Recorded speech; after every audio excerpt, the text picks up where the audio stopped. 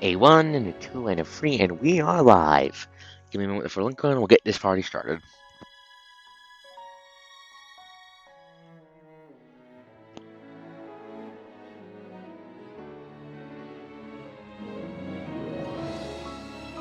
Hey, da-da-da.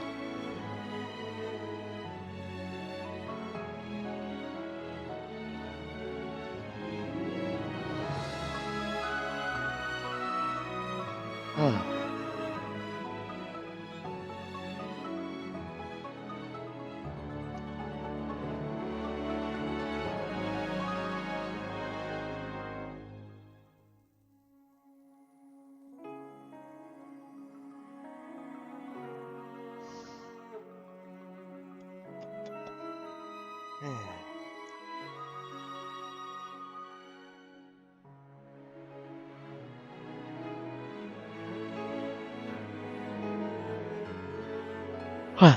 Hello, and glad to see you. Give the host a moment, host is showing the link around.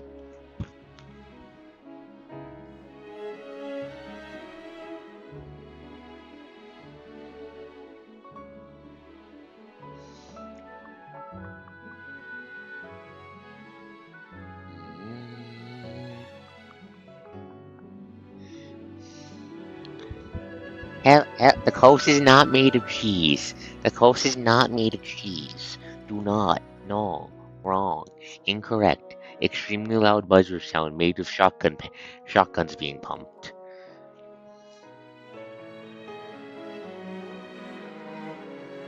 The two city. There.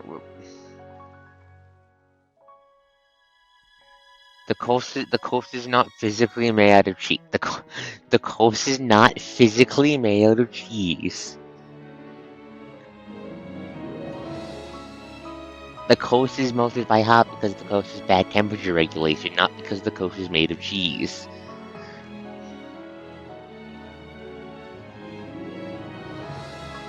Okay, blue sky, come on, Lucia. Eh? Eh? Eh? Eh?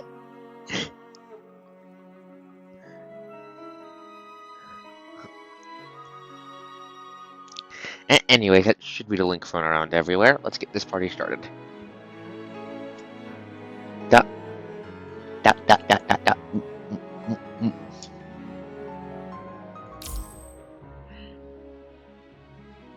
Bite the cost? Eh? Good morning, Commandant. Morning, Lucia. I hope that days like this. Don't worry, we'll make sure the world does not explode. Now.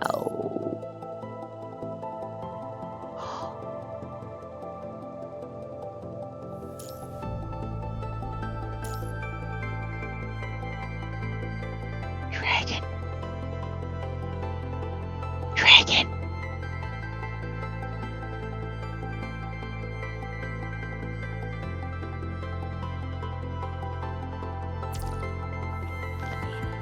All is happy in Coast Town. Anyways, time for dailies.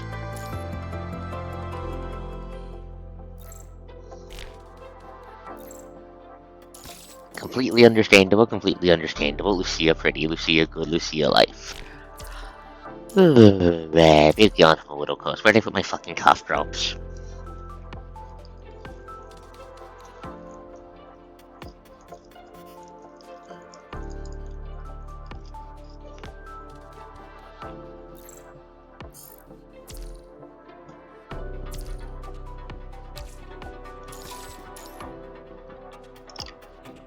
Hello, Charger96.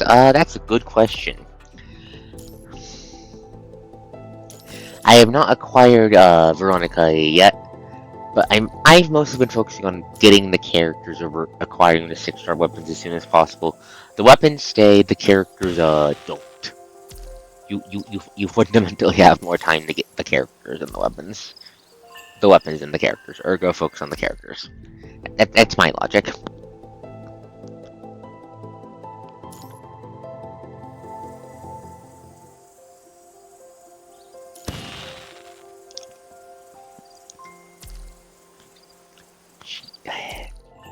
gremlins, a lot of. Okay, well, what is the yelling at for? Blah, blah, blah. This. Yeah. Give me. Oof. That reminds me. I need to play. I have acquired the Let me pull her up. Where is she?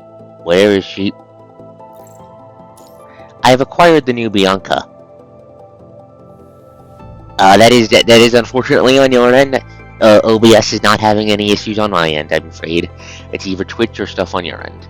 But, anyways, I have acquired. Hello, Zana! Hello.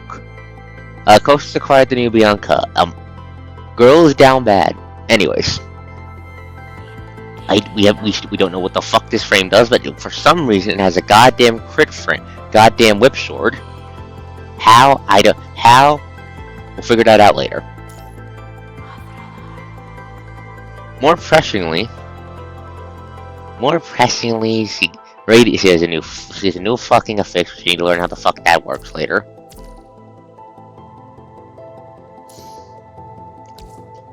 Bianca put that on herself. Do not put that on the coast. Bianca put that on herself.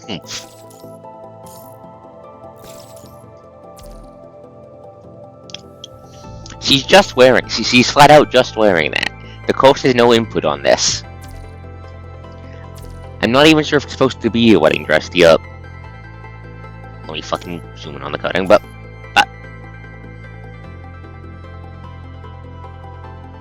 I am reasonably. I physically do not have the ability to put her in another outfit. Also, I'm pretty sure it's supposed to be a fancy nun. I'm pretty sure it's not supposed to be a wedding dress, but a fancy nun thing. Judging by the habit-like stuff on top. I think this is supposed to be more like a fancy nun outfit than an actual wedding dress.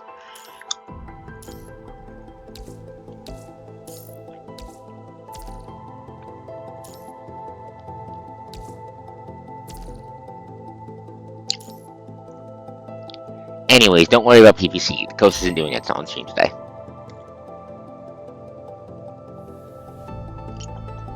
Alright, I have a bunch of tutorials I need to do.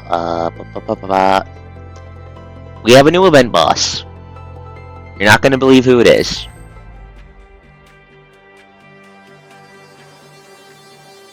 This is also a very fair point, Zena. Anyways, for some reason we're about to punch Watanabe in the face. I don't know why, I just know he's there, we're squaring up, and I'm going to deliver a knuckle sandwich directly to his skull. Reminder, training simulation avatar model to Watanabe for performance. Honor dedication to the promise over the chain, confirm. Okay. Simulation fight, understood. Not the actual Watanabe, we're not killing him. Okay.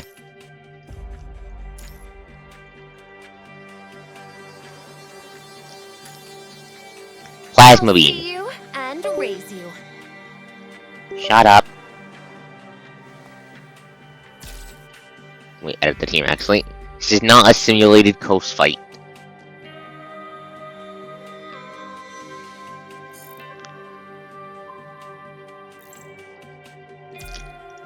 Grey Raven will lead this fight. The coast fight would not be stepping on a gnome in a garden. I am not that fucking small. This may be a training exercise, but I won't hold back. Let's throw hands. It's up to you. So all the intervals. I noticed that too. It basically the same thing, different wording. Lucia, kill.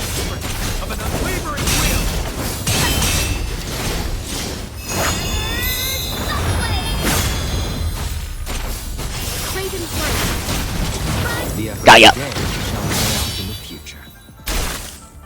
Okay, it's only the first line. Target eliminated. Commandant, let's go home. Good job, Lucia. Let's go full Watanabe spine in 1, 2, 3, 5 more times.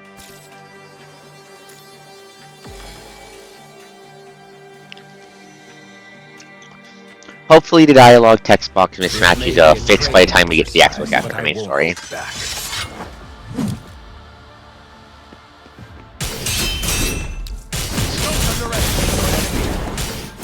I'm not. You, so all in or cold? Let's retreat. Come on, Commandant. And that's all it is. Phase 2. Death. Oh hey, he's literally using his ultimate.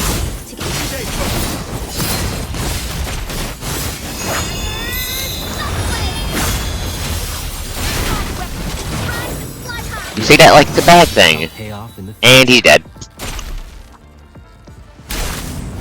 Target eliminated. Commandant, let's go home. Good job, Lucia. Good job.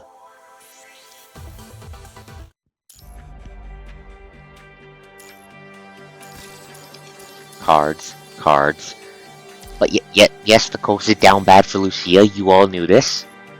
You all knew this. Well, maybe not Char 96. They're new. But everyone else knew this. This may be a training exercise, but I won't hold back. I'll take you seriously when you don't die instantly to Lucia. Stay focused. Why the fuck do you have shadow Don't clones? worry. Can that frame fucking do that, or is that a simulation thing? In or cold? Come on, Commandant.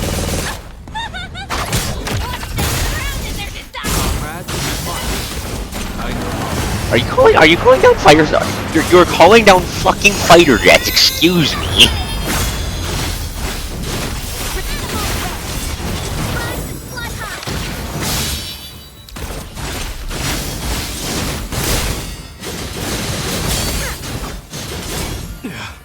Don't worry about me.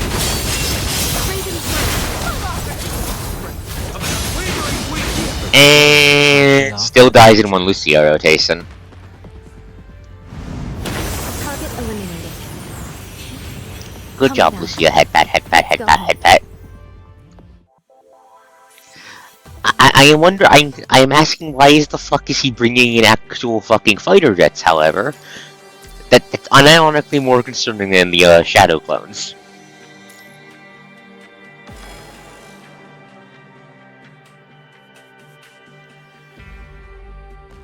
This may be a training exercise, but I won't hold back. Okay, grappler boy. Don't worry about me. Staggered. Stay on your toes. Yeah, yeah. Let's regroup.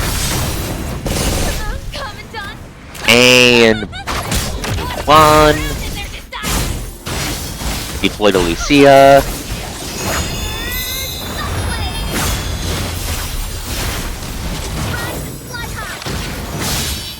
I no longer fear death. You should fear the coast. Stay focused.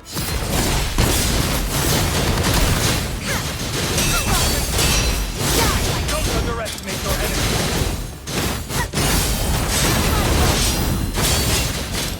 God damn it, took too long. Lucia left the super mode. Fuck. That's a problem.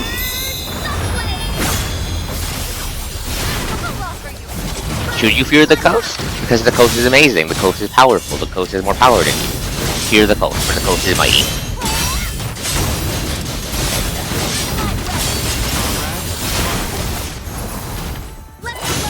No, not the fucking fighter jets.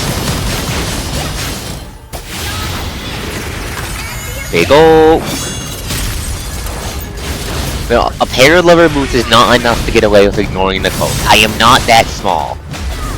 You cannot easily solve the coast with fucking lever boots. I'm not a shitty D&D monster. Smash you all into pieces. Yes, Karena, bonk. That's what you guys can hear me, right? Testing, testing. Let me turn up. Let me turn down the game. Game turned down.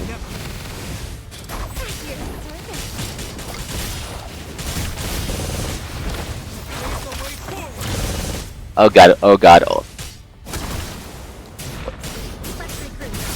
Oh god, fucking ult collision there. That was dramatic.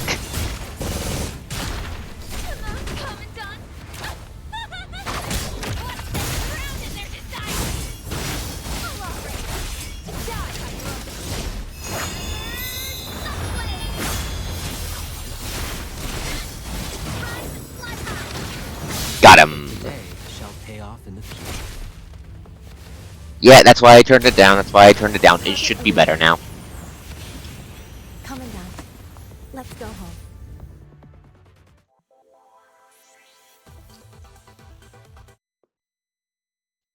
Game? Okay, game was just taking a second. Dustborn, Foregone, Mudbound, Sepultura, Depth Verse. Oi! Being in the edge of fucking little shit is my gimmick, Watanabe. Lucia, copyright enforcement. Take his balls.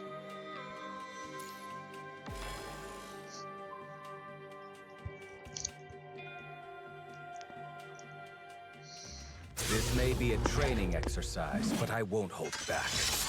Yeah, I've been kicking your ass pretty easily for the last couple times. Don't worry. Please, make me actually put in the sweat, please, buddy. Please, I'm begging you. It's up to you. So all in or full? Don't underestimate your enemy. Let's recruit. Commandant. Let's see, does this bring you below 1,000? Ground in their desire. No, Lucia, out. Stay focused. Pull off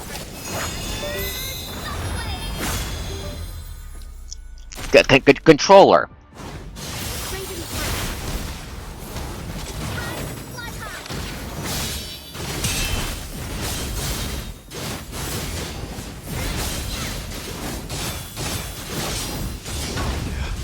Don't worry about me. Goddamn fucking misinputs, that's not what I hit. This Give me a may second, be yelling at my training controller. exercise, but I Why won't are you hold getting...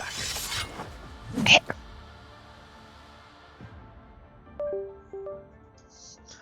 Numbers would be nice. Numbers could work. Yeah, give me a sec. Just fucking fiddling with the goddamn The controller is plugged in. The issue is like plugged into the pooter. It's just that the goddamn fucking gore gut was getting stuck on the corner.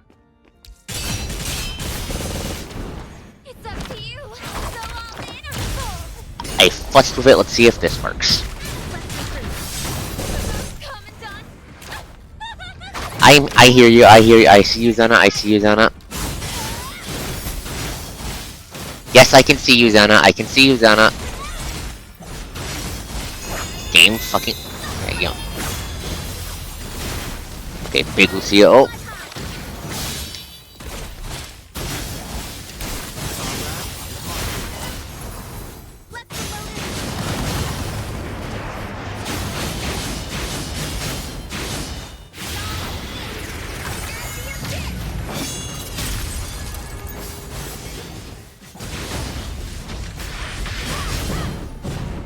Wait, why can't I move? Why can't I jump him? Why can't I approach him? There we go.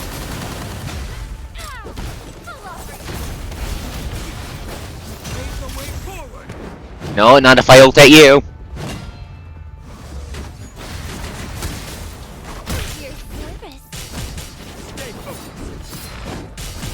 I know how to deal with counter matrix. You can't trick me anymore with that game. I am not too short to get at his knees. It's not even the coast that is fighting.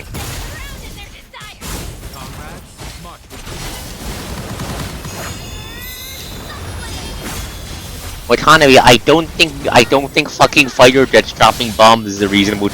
Oh god, oh god.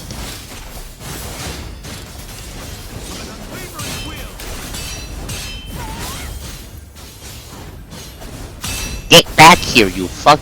You made me waste like half the super mode, you asshole. Get back here.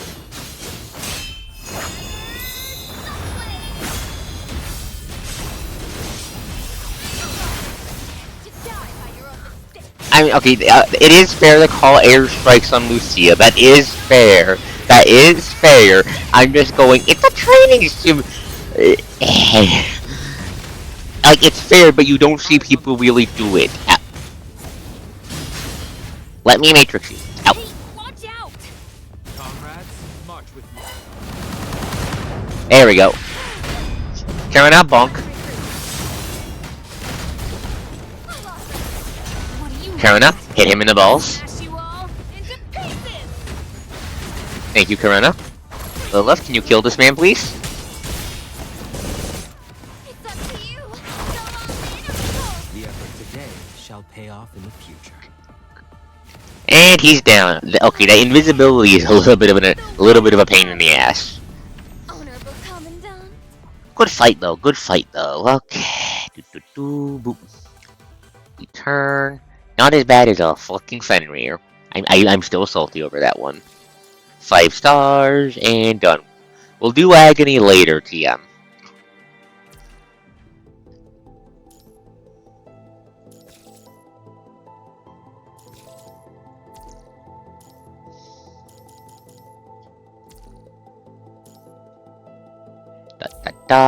Simulated battlefield.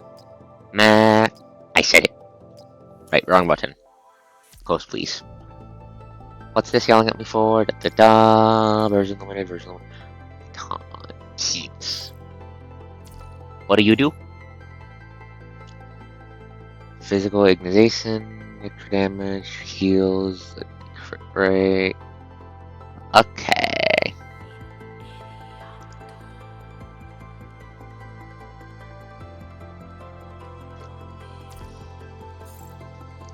What's the stats? 149. Attack 13. Give me a second. I'm staring at the stats. Give me a second. I'm consulting the stat knowledge. Okay, what the fuck? Hey, game. Fuck it. Let me just quickly Google something real quick. Gray Ravens, Mighty Wiki. What's the right fucking positioning of these goddamn memories? Gray Ravens. Funny Roboderg.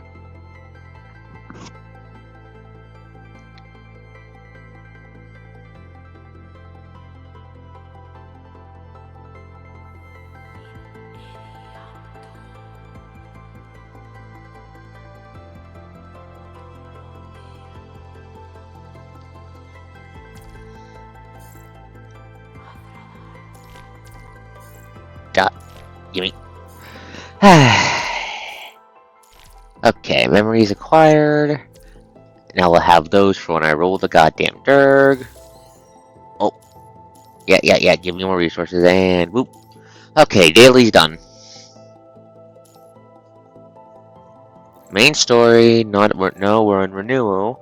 No, actually no, we're in side. 4th of these at Floating Reverie. Why is this one available? Also, Jesus Christ, there's a fuck ton of these. The game started making a shit ton more of these than I'd expect. Okay.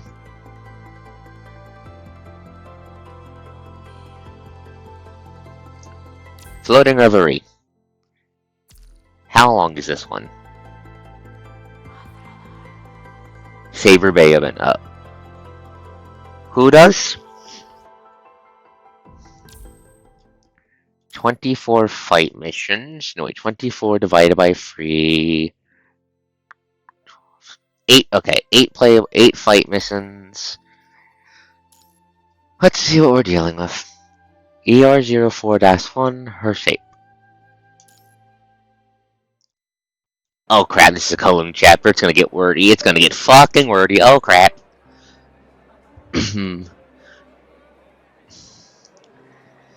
Even amidst the teeming crowd, the drumstick and dual clappers in the storyteller's hands stand out with startling clarity. Would you like a cup of tea? Nestled against a grey tile wall, the stall beckons with its warmly lit lantern. Light, the blend of soft yellow and vibrant red, illuminates a big word written upon it. Tea. Vibrant tapestry of night marks from the season. Why save the tea last? Curious, refreshing taste. Cleansing a stuffed stomach and ensuring that one does not carry no market food upon returning home.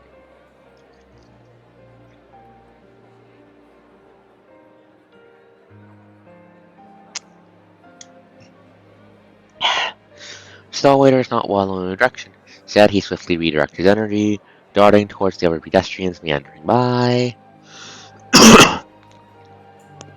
Pressing the eat, hot time, yada yada yada. I haven't made up my mind yet. Oh, wait. Pulau?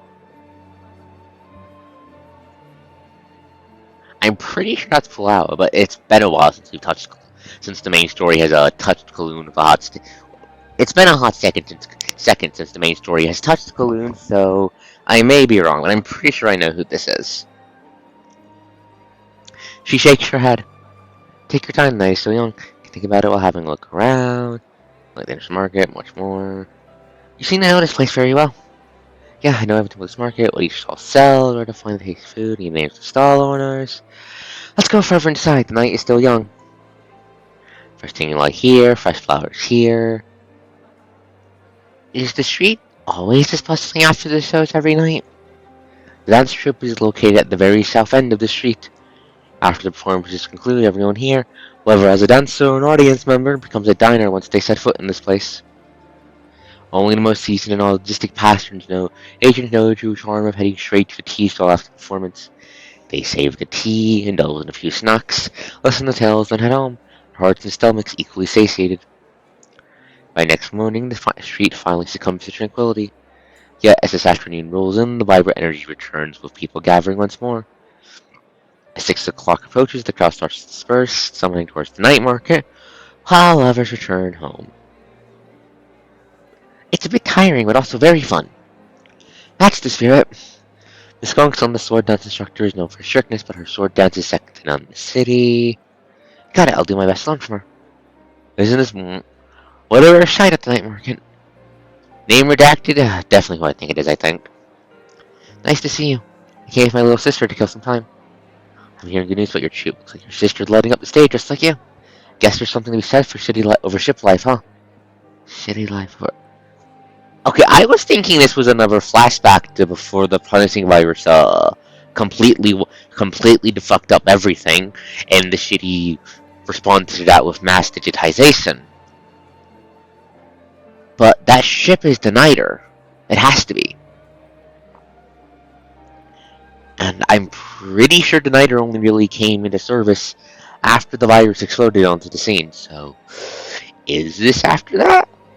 But before whatever the fuck it's called, Tabula Acosta, I think was the name of the plan. Or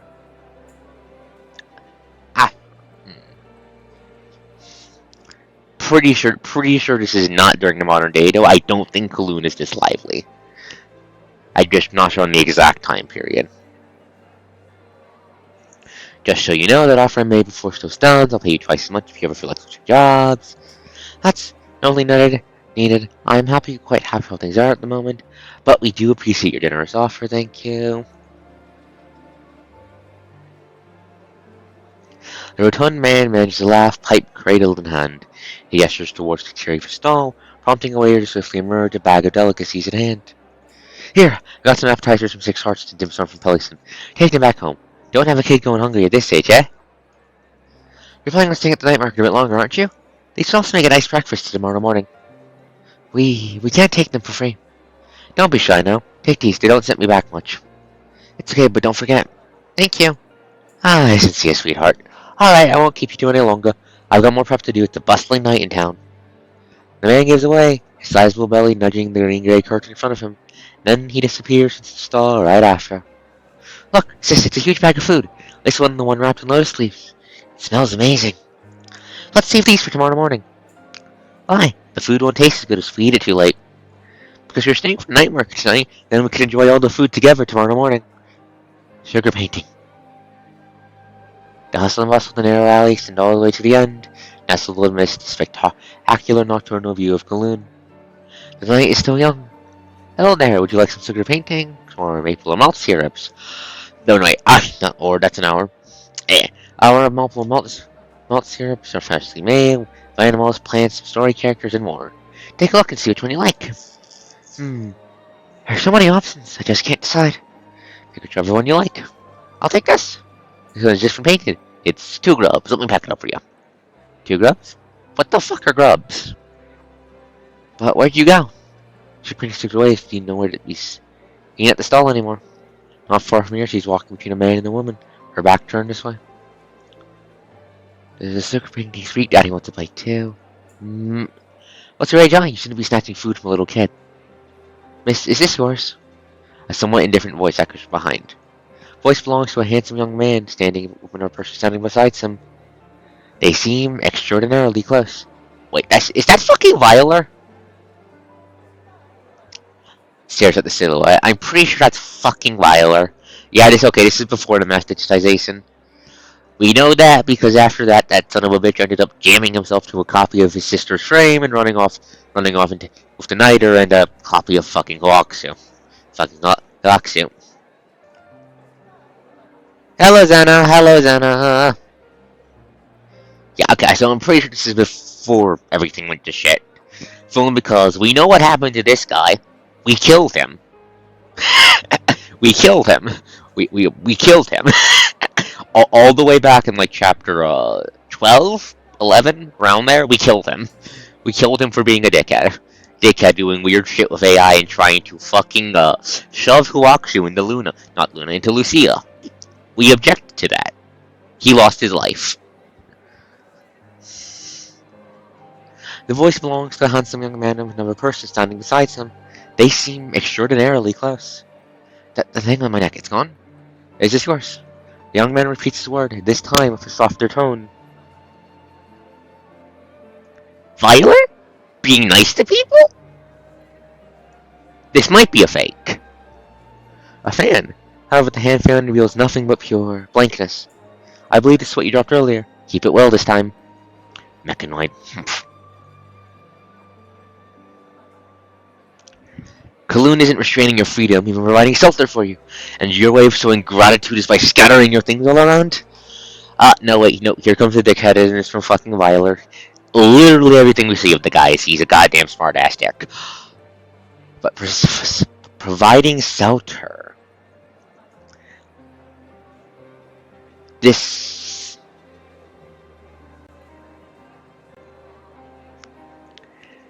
I'm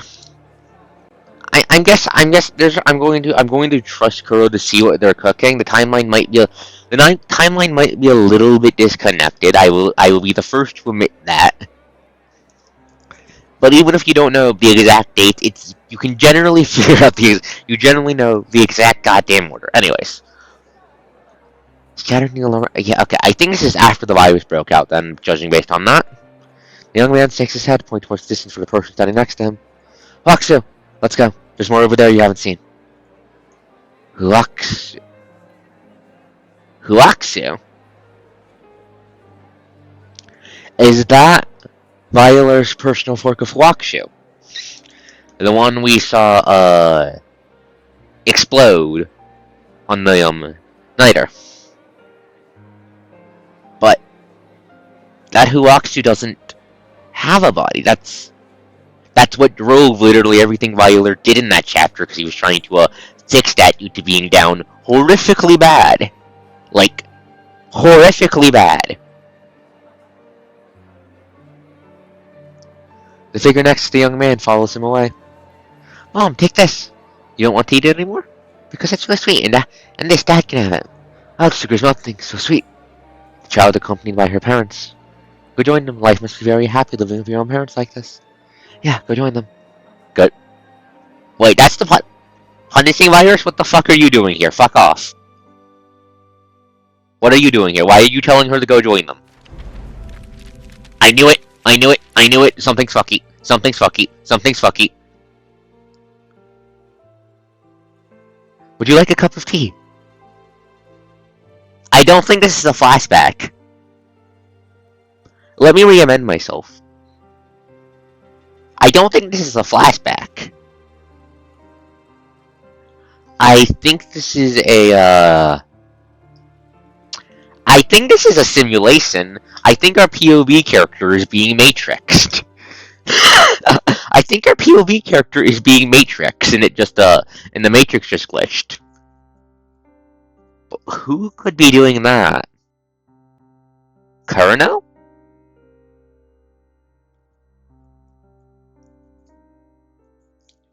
No, it can't be. There's only one person in Kowloon who I think Kurno would be interested in doing something like this too, but there's no fucking way they'd be able to grab Q. She's, for one, Kowloon's goddamn head of state. She has an actual no-shits army. She has, she still, I'm pretty sure after a false ascension, her Huakshu went back to her, so she should still have that. There's no way Kurno would be able to do this to fucking Q. Not unless they let her. Not unless she let them, and I don't think she would do that.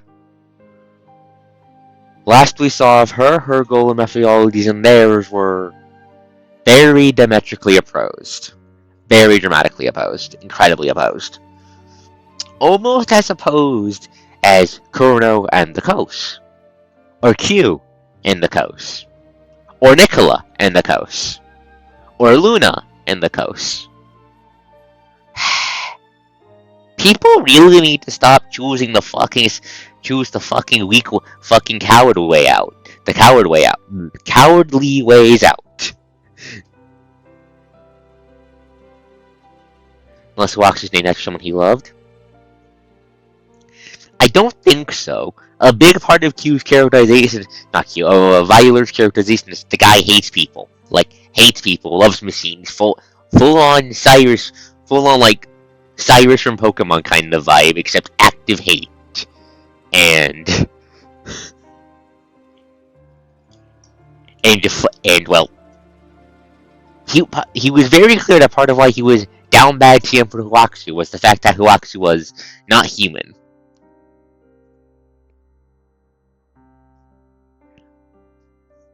Violet has shown no love. Violet has shown no love for Boat. I do not think the Violet is a dwarf. He has shown no love for Boat. Also, like, Violet didn't like any people. Period. I mean, there is one reason. It's kind of been overshadowed with everything else. But Q was the first transcendent that is wielding the punishing virus, but not connected to the Ascension network, encountered in the main story. The second being Kamu. And we know Kurono are interested in would like to get their grubby hands on Kamu. It's just that guy is kind of fucking built different, and I don't think they can contain him. It's like trying to contain. It'd be like trying to contain It'd like if you took a Guts from Berserk, turned him into a very angry badger, and then gave the angry badger superpowers. That's basically what they'd be trying to contain. Oh, and the badger is made out of metal. Point is, I don't think they can do that. They explicitly grabbed Luna while she was unconscious and weak.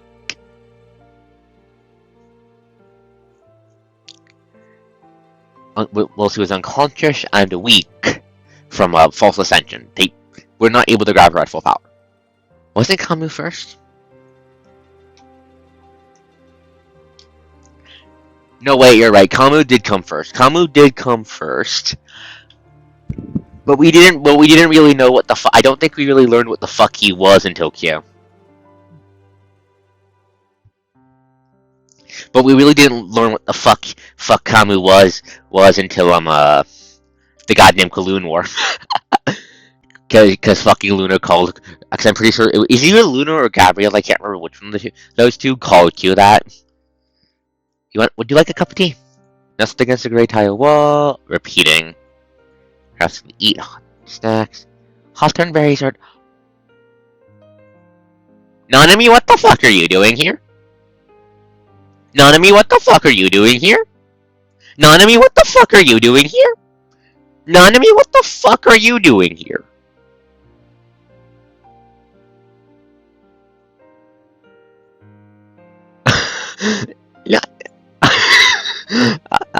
Nanami, explain how?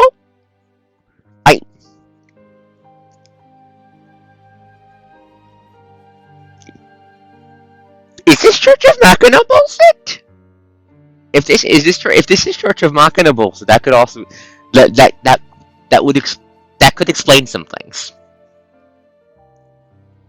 Violet did call the viewpoint character a mechanoid. Violet did call the viewpoint character a mechanoid. I don't think this is a career note simulation. I think this is the Church of Machina doing a funny. Hot and berries are those sweet and sour fruits, right? I'll have some. Huh? So they are put together in a atmosphere like this, huh? Let's see. Yeah, home run. You wanna try some? Nanami, did you just fucking baseball bat some food away? Gremlin, you don't do that with your food.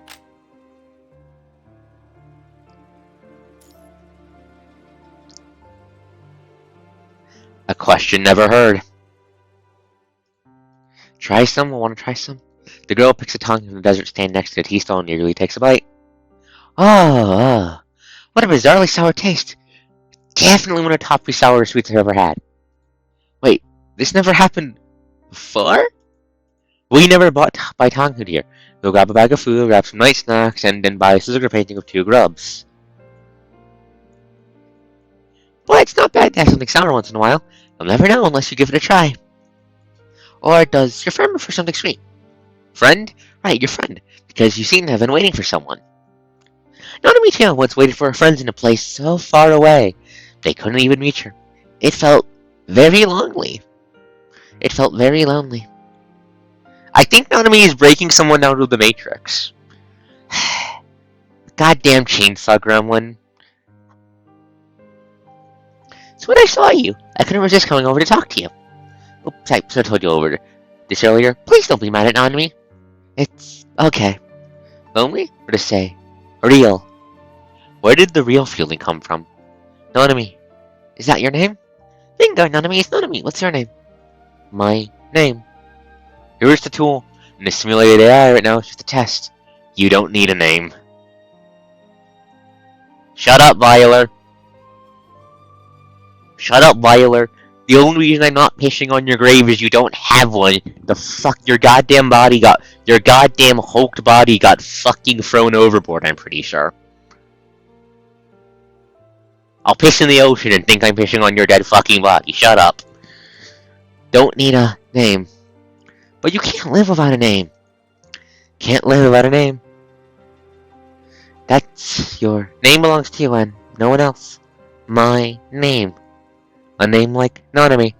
Nanami. Did you find your friends? Yes. Yes. Hey. Hey. I will throw rocks through your window. I will throw rocks through your window doors. Nanami, did you find your friends? Well, since they couldn't come over, Nanami drove a huge robot and went to look for them. Right, I forgot you had power. Went to look for them? No, this is not real. A warm sensation emanates from the tip of fingers. The gray-haired girl holds my hand. Sis, let's go there. Is there real? What is real? Find her. After finding Mom and Dad, let's go look for. Beyond the program, beyond the command. I am heartless. My heart? Oh. Oh, I realize what they're doing.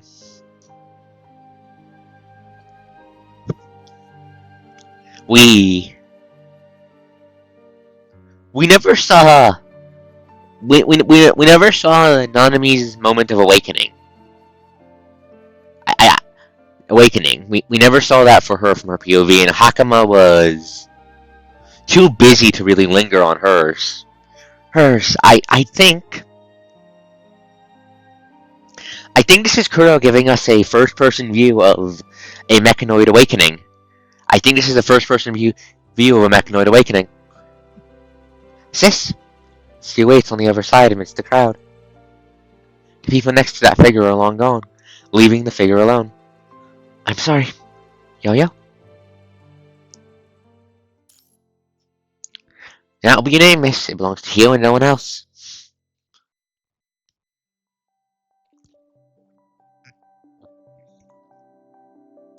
Every member of the Church of Machina has their own dedicated room. Yep, Church of Machina bullshit. For example, Hakama's room is relatively simple, yet filled with all kinds of manga books. Oh my, of course, Nanami hooked her on manga. On the other hand, Cervantes' room is cluttered with a plethora of art tools, which are covered in dust due to the long absence of their owner. However, among all the members, It is a Xavier that has the biggest room. I hope, maybe, question mark? We're still not sure how Nanami works. We're still not sure how Nanami works. Like,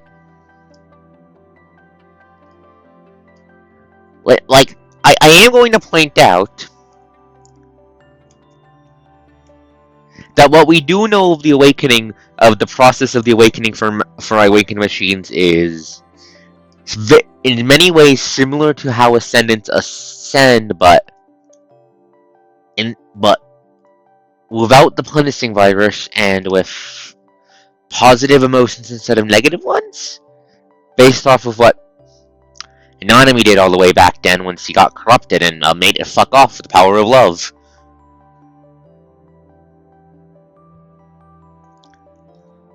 So, if Nanami is host to something like the Ascension Network,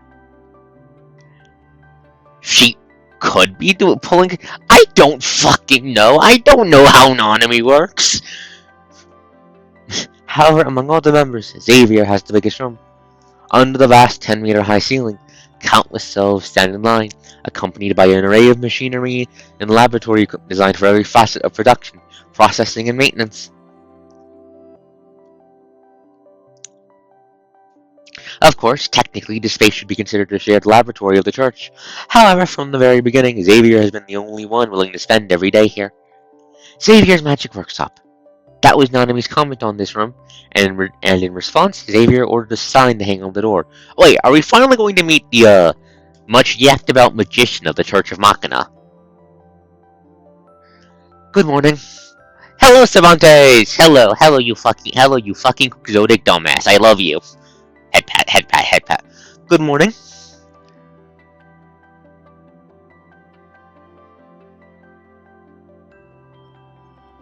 What? What? What?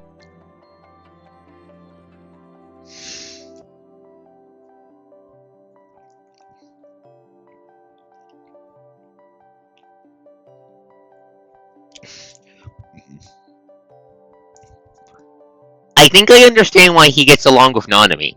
I think I can understand him why he gets along with Nanami just by looking at him.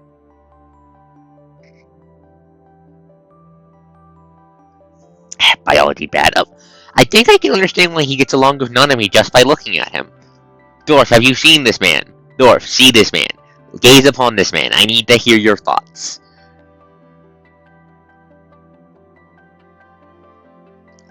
I was not prepared either. By the way they talked about this guy, I was expecting him to look like fucking GLaDOS or something. Like, I was expecting him to be built into the laboratory.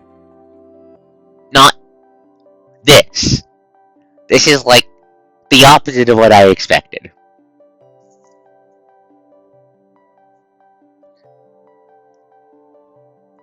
Cervantes, your printing board, the one you wanted to scan adding to, it's all set. It's over there, grab it yourself. Thanks. Are you reading?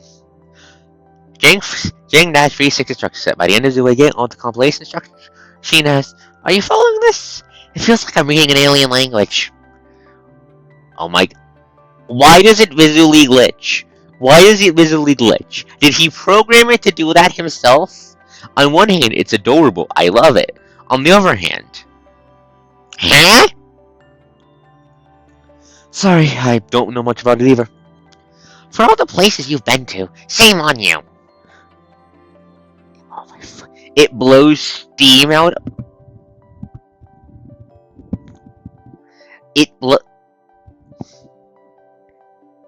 Did he install? Was that always there, or did he put that there himself?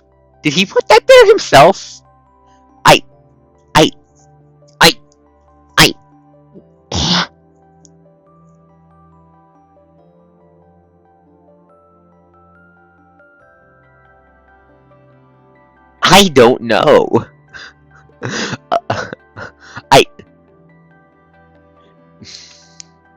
This is I believe this is magician of the Church of Machina, their head science guy. I wasn't expecting him to look like this. I was expecting him to look like GLaDOS. Not, this. For all the places you've been to, shame on you. Traveling there doesn't mean I have to understand its language and technologies. Fine, I'll figure it out myself. A general introduction to the art of cooling programming? Why are you reading this? It could be useful one day. Moreover... Do you mean her? Yeah, she's been here since the church was established. To some degree, she's indeed a witness to how much this ebb and flow the church has experienced.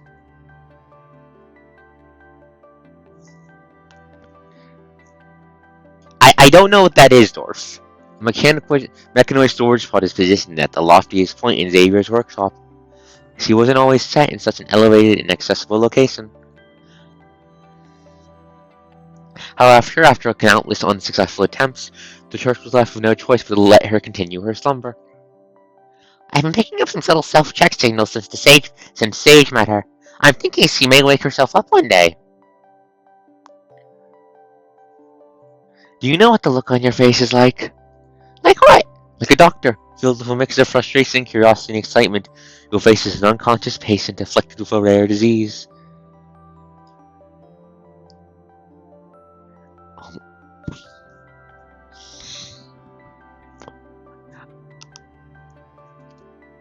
Everything this guy does fills me with emotions.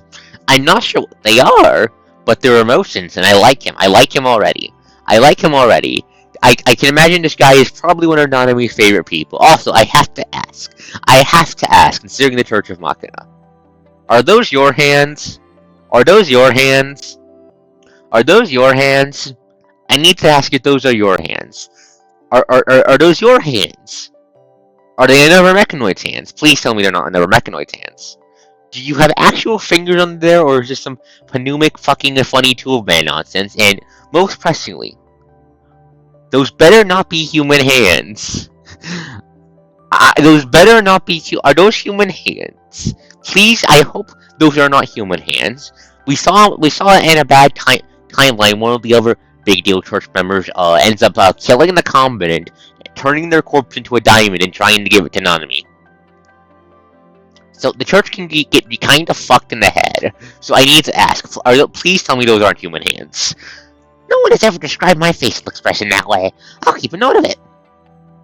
But, has she talked like this before? Talk? It's the storage pot at the highest place, right? Listen carefully. This is the first time we've detected such an activity signal, and the coding system is compatible with ours. This should be her voice. Ladder, move the ladder over. I need to check the indexes. Power it up, quickly. Wait, don't touch anything. I'll handle this. You go find someone to help move her down. Okay. Honestly, considering how this guy is said to like big explosions, I wouldn't be surprised if it turns out that that instead of shooting bullets, he shoots lasers. I mean, those are common medical gloves. He's basically the robot doctor. That alone is not surprising. What is surprising, what I'm more worried about is how human-like they look. I was expecting to see like fingers dangle or torn or something.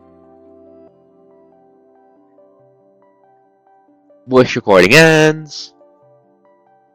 Instructions in /-55 to run-07 missing. Skip missing instructions. Loading visual module. Senor? Nia? Can you hear me? With mechanical arm, Xavier gently passed the translucent glass pod, long blanketed in a thick layer of dust. Yet the mechanoid in the pod can only make a futile attempt to open her mouth, as if she's forgotten how to speak, and cannot produce any sound. Does Rocket Piece let you shoot your fist at people? Does it let you punch people from far away? Language system hasn't fully activated? Let me see. How about this? I'm linking your memory cell signal to our self-compiling system. This way we could communicate about needing a language or sound system. Give it another try? Oh yeah, where are you? Who are you? Where am I? Good, awesome. Sage did awaken you. My name's Xavier, and we're at the Church of Machina. Oh my... Of course it does that. Of course it does that. And understandable. This guy feels like he walked out of fucking DC Comics. That's the best way I can describe his vibe. He feels like he walked out of a comic book.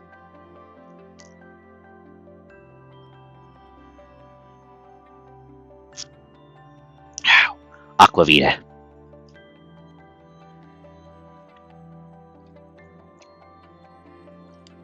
What's the Church of Machina? Is this another dream? Dream! Do you mind my shift's not complete yet? I need to get some parameters in Avatar. Yo-yo, huh? My name is not Yo-yo. I'm Xavier. Why do I feel something's off the cognitive module as well? Oh hey! Oh hey, it's the funny guy who installed guy with a fucking mini mech. This is not his actual head. This is his actual head. Everything not. This is his actual body. Everything else is a goddamn mech shoot. Hi, Trailblazer. What the fuck are you doing here? Hey, Xavier, what are you doing up there? The already cluttered workshop becomes even more crowded with the sudden arrival of several mechanoids. Cervantes is forced to compact himself to make room for the blow-key Death and Chariot. I know Trailblazer is Chariot. Who the fuck is Death? Oh, it's Spooner. Compared to the bulk of Trailblazer and Spooner, Cervantes boasts a much more slender body. Meanwhile, inside the workshop, Xavier is up at an almost 8 high-meter cell ladder, carefully inspecting the topmost level itself.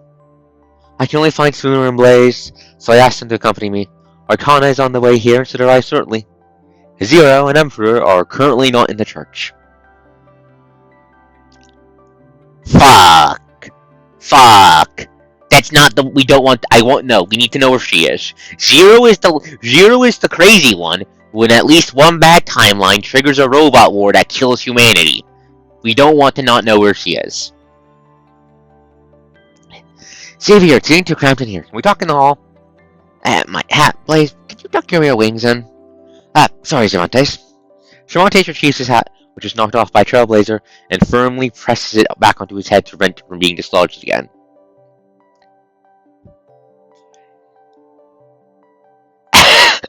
Unfortunately, she is not that cool. Unfortunately. I first from Cervantes that a new member woke up. Sorry, Xavier. Didn't mean to do that. Convicts Lowen's face. Spooner tries to resist himself to a more accommodating angle. However, the sound of his device shattering interrupts his maneuver. Forget about it! You two arrived just in time. Come, give me a hand. Xavier slides down the ladder to the ground, pushing aside the piled up devices to make room for the storage pod. He then gestures towards the highest self level, indicating for the two to head over there. Bring that down. All my maintenance tools are on the floor and I can't get them up there. I need to do another check on her. Right here? I'm not sure we'll have enough space if we bring that down. It should be just enough? We know who the fool is. I'm pretty sure the fool is Nanami. You know, the sage. You know, their god. It should be just enough, I think. Is he the member who Gear brought back a long time ago? That's right. Thanks to the revelation of Sage, finally woke up, and of course thanks to a new member! Trailblazer suddenly raises his voice and leaps the air of excitement, floating next to self. Oh my god, the fucking Armored Core. Mike, the goddamn Armored Core is a fucking golden retriever. And as an expected result, the gust of air from his engine once again sends Cervantes' hat tumbling to the ground. Hello, Guardian Soulblade! Welcome to Raider! Welcome to the stream! Thank you for the raid! I'm gonna screenshot you guys just so I don't forget to shout you guys out when I end the stream later. Thank you for coming. We're currently playing Punishing Grey Raven, and we are in the middle of a extra record. I believe this is 13? Floating Reverie. Exact number escapes me. The Coast Brain is focused on other things, like the fact that this goddamn walking Gundam is a fucking golden retriever. Why do you get so worked up? Of course I would get worked up. Just think about it. How long has it been since we last had a new member join us? It's a great thing worth celebrating. Hey, be careful. That's made of glass. Spooner, hurry up and help him. Blaze Blaze isn't cut out for delicate work. And sorry about this. Despite Spooner's best efforts to tread carefully, the sound of shattering technology still echoes around the room with each step he takes towards the self. Yet to Xavier, these appear to be trivial matters unworthy of his attention, as he seems to be just as excited as Trailblazer. Spooner leans against the ladder, providing solid support from beneath the pod, while Trailblazer, floating in the air, carefully lifts the pod from above, lowering it step by step. Oh, nice! Enjoy the movie, enjoy the movie! Thank you for coming, and enjoy the movie, thank you for coming. As the full thud of the glass touching down on the ground continues to resonate in the room, Xavier eagerly wipes a small window with a towel. Human! Don't talk nonsense, Blaze. This outfit. Cologne? You've been to Cologne? No, I haven't. I've just heard some stories about that place. Hey, can you see us? Xavier waves his hand towards her, and through the hazy glass, he sees her eyes and lips quiver, yet no sound comes from her. Oh, nice. Understandable.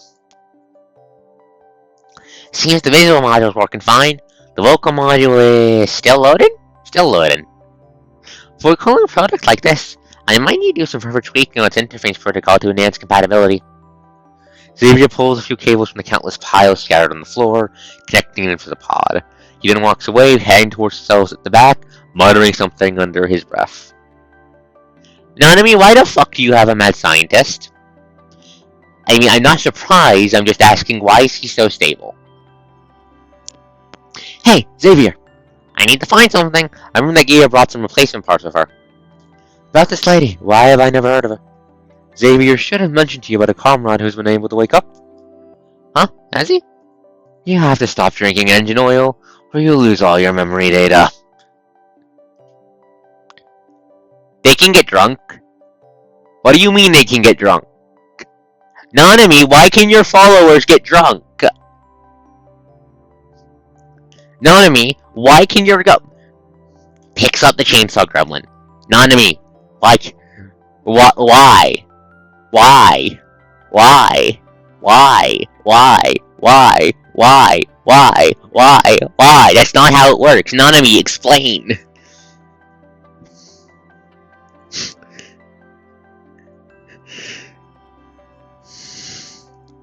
I didn't learn about her from Xavier, but from Arcana and Sage. A few days ago, when Sage returned for resupply, both Arcana and Sage approached Xavier. They were discussing something about Sage checking in on a comrade who had been asleep for a long time, and I just happened to be passing by that day. I don't think... If someone mugged Primus for his notes, it wasn't Nanami.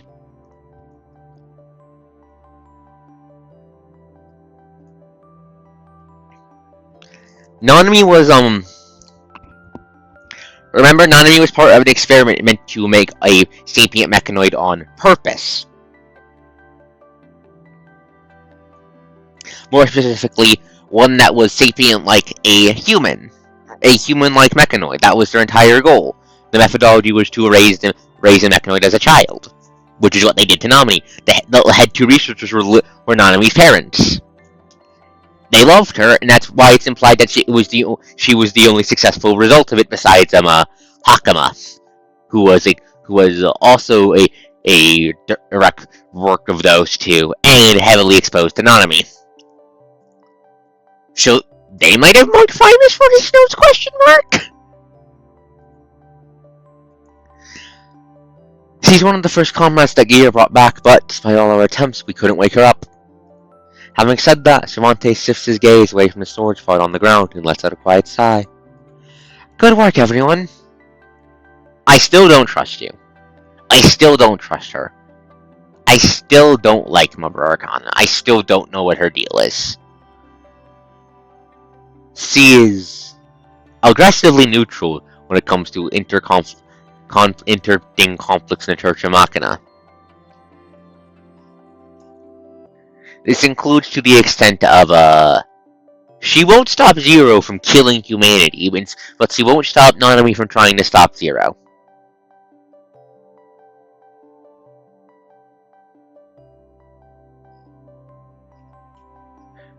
Also, her halo is broken on several points. Here, here. So I'm reasonably certain that she is in fact supposed to be sus as fuck. Good work, everyone. Xavier, you did well. When Xavier emerges from the depths of the cells, he carries a large wooden crate in his hands. At the same time, Artana walks into the workshop and approaches Han Yang. Thanks to Sage's guidance, you have finally awakened. Time has not managed to dust her soul. Arcana gently places her hand on the pod, her gaze focused on the figure within, seemingly oblivious to the dust that dances in the air around her. The indices are approving, and the vocal module has completed loading. I'm going to open the pod, alright? Do we need to move away? Absolutely not. Do you think it's a retro sci-fi flick where some mist comes pouring out the moment the hatch pops open? Please. We've been using high-tech protective gases like forever. Xavier. All set. Xavier. I see the dot from the doors. Xavier suddenly.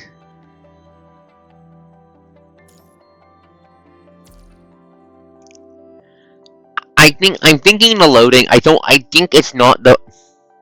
I think the issue is the language module is not meant to work with whatever the fuck causes awakening machines, and it's not meant to work with the Church of Machina's own programming language. So I think that's what's making it load so long. As the glass hatch gradually opens, her suspended time begins to flow once more. She finds herself surrounded by mechanoids of various shapes and forms, a spectacle that would never be witnessed on the Nighter. Welcome. Arcana's smile is warm as ever, radiating a heartfelt welcome to the awakening comrade. May I know your name? Name. That'll be your name, miss. It belongs to you and no one else. It is up. I'm going to point at her design and debunk that fact.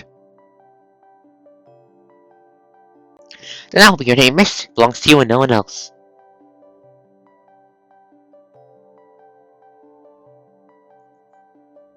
Hanying. My name is Hanying. Abundantly, the millet flourishes, sprouting grains anew. I tread softly, distancing my heart begin to sigh. Those who perceive me yield a sorrowful decree.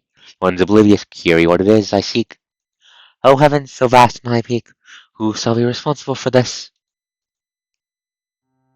My lady? Never flashback? Lady Q? Oh. Q... That's her construct form. That's Q as a construct.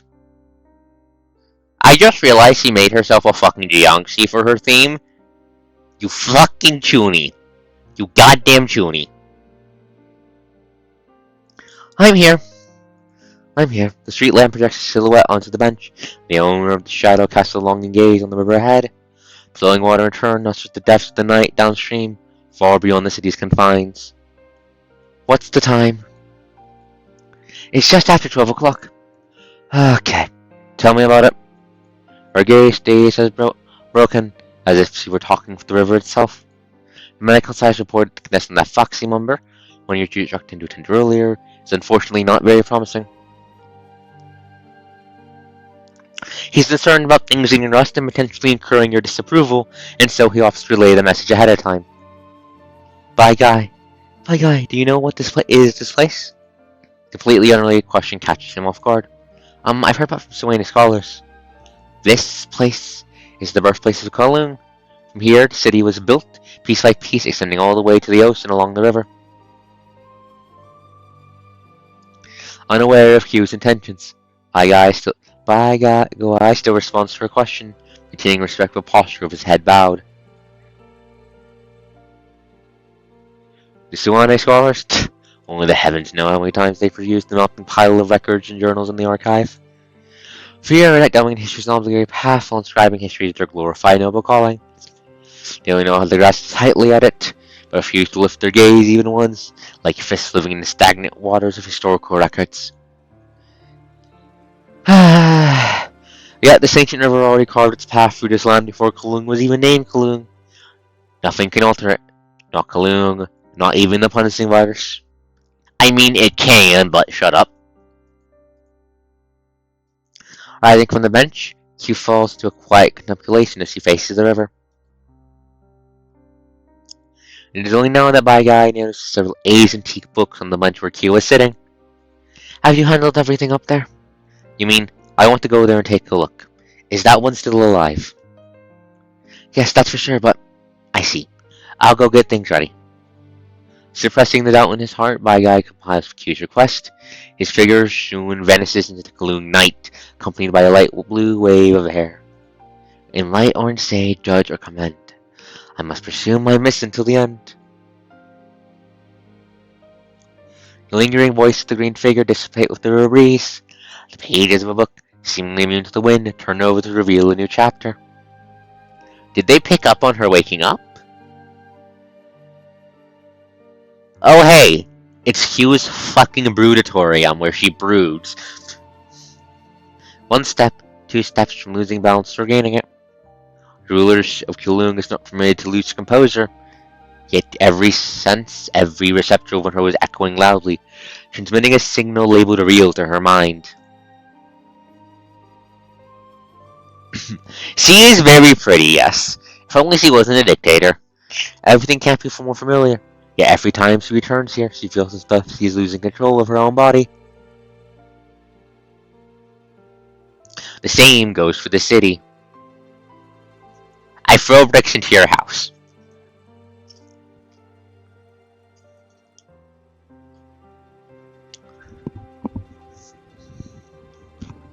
The same goes for the city.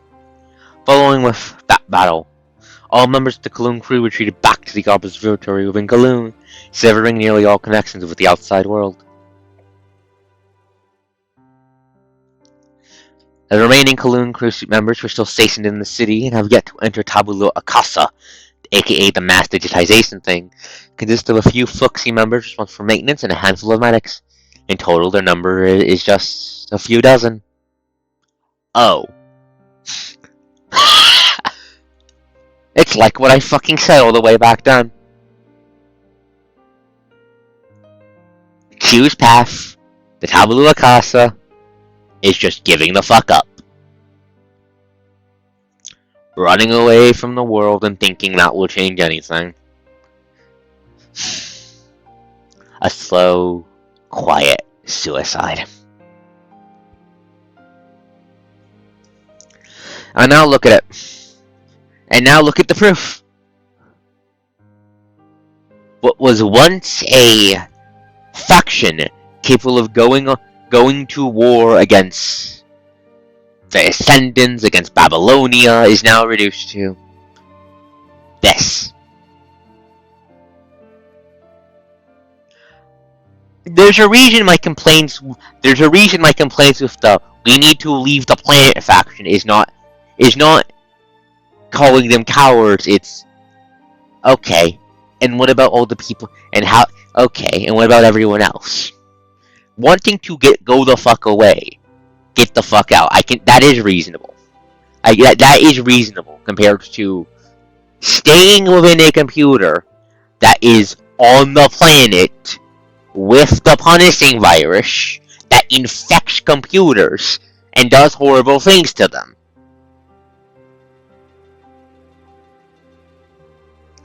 If they want the Tabula Casa to survive, they really should fucking yeet themselves into orbit.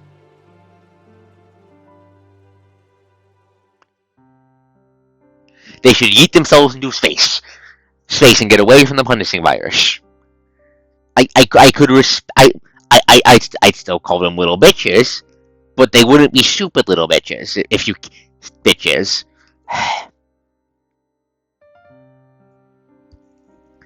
That'd be a better idea than staying on the fucking planet. Yes. But if they can have more high clock speed time if they are in space, away from the punishing virus.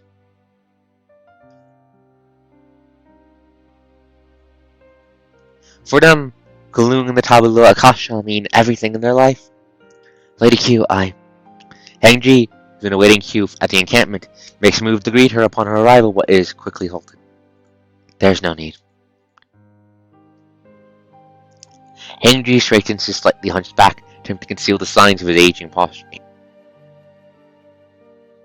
Wait.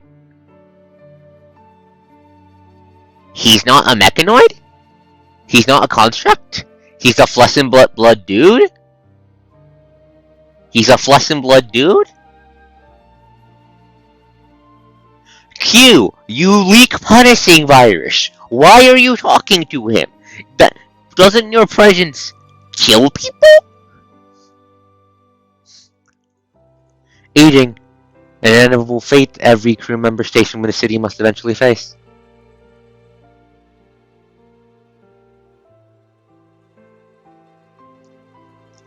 Even when the Foxy crew have adapted ancient construct technology from the outside world after the Battle of Kalung, their age and physical conditions are no longer conducive to any construct reconstruction. When the appropriate time comes, you should prioritize backing up your data as soon as possible. I updated my data backup last month, but it hasn't been uploaded to Tabula Casa yet.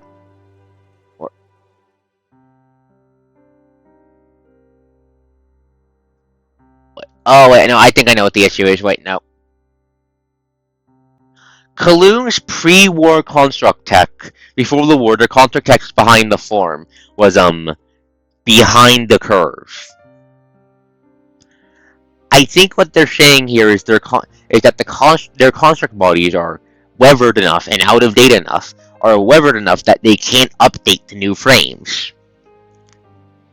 I think that's what they're saying. I'm not certain.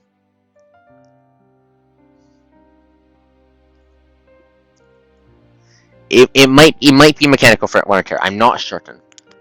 I've been considering backing up everyone's data here and uploading them all together. Time's running out. Be quick.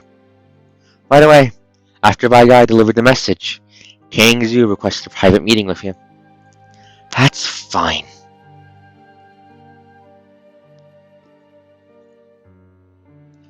Q pushes open the door, which wasn't fully closed to begin with, and finds the Foxy Q member known as Kang Zhu lying in bed.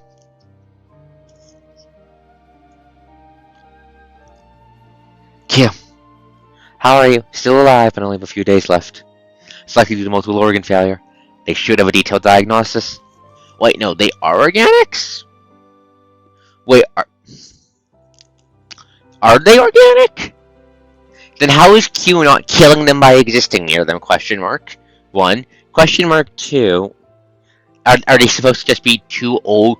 Are they just not in a good enough physical shape to become constructs? Is that what you mean? Then how is the uploading the Tabula Casa work?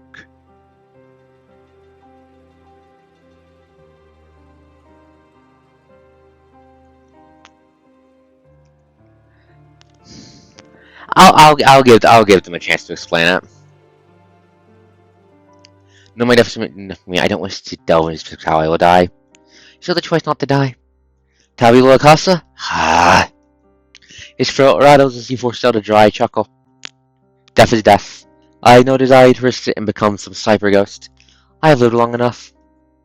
It's your choice, but still, my promise will always stand. Ah, speaking of promises, if it wasn't for the promise you made, perhaps I wouldn't have lived long enough to even have this choice. Let the past be the past, Kang Zhu. From the sound of it. Okay, so from the sound of it, the upload tech used for Tabula Casa is not the same kind of technology used to make constructs. That's pretty clear. Constructs aren't cyber ghosts. Cyber ghosts. That's very clearly not how they work.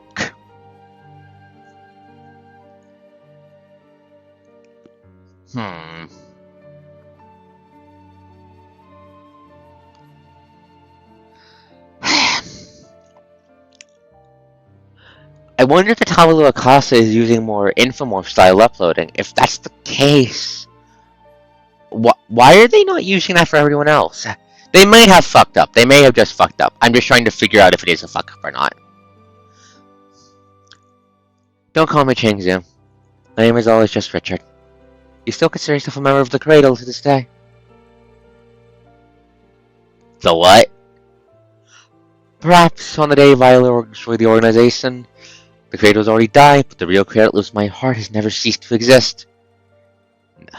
Pursuit of freedom and technology information and creation of a new world has always remained constant in my mind. So, for me, it is the real Cradle.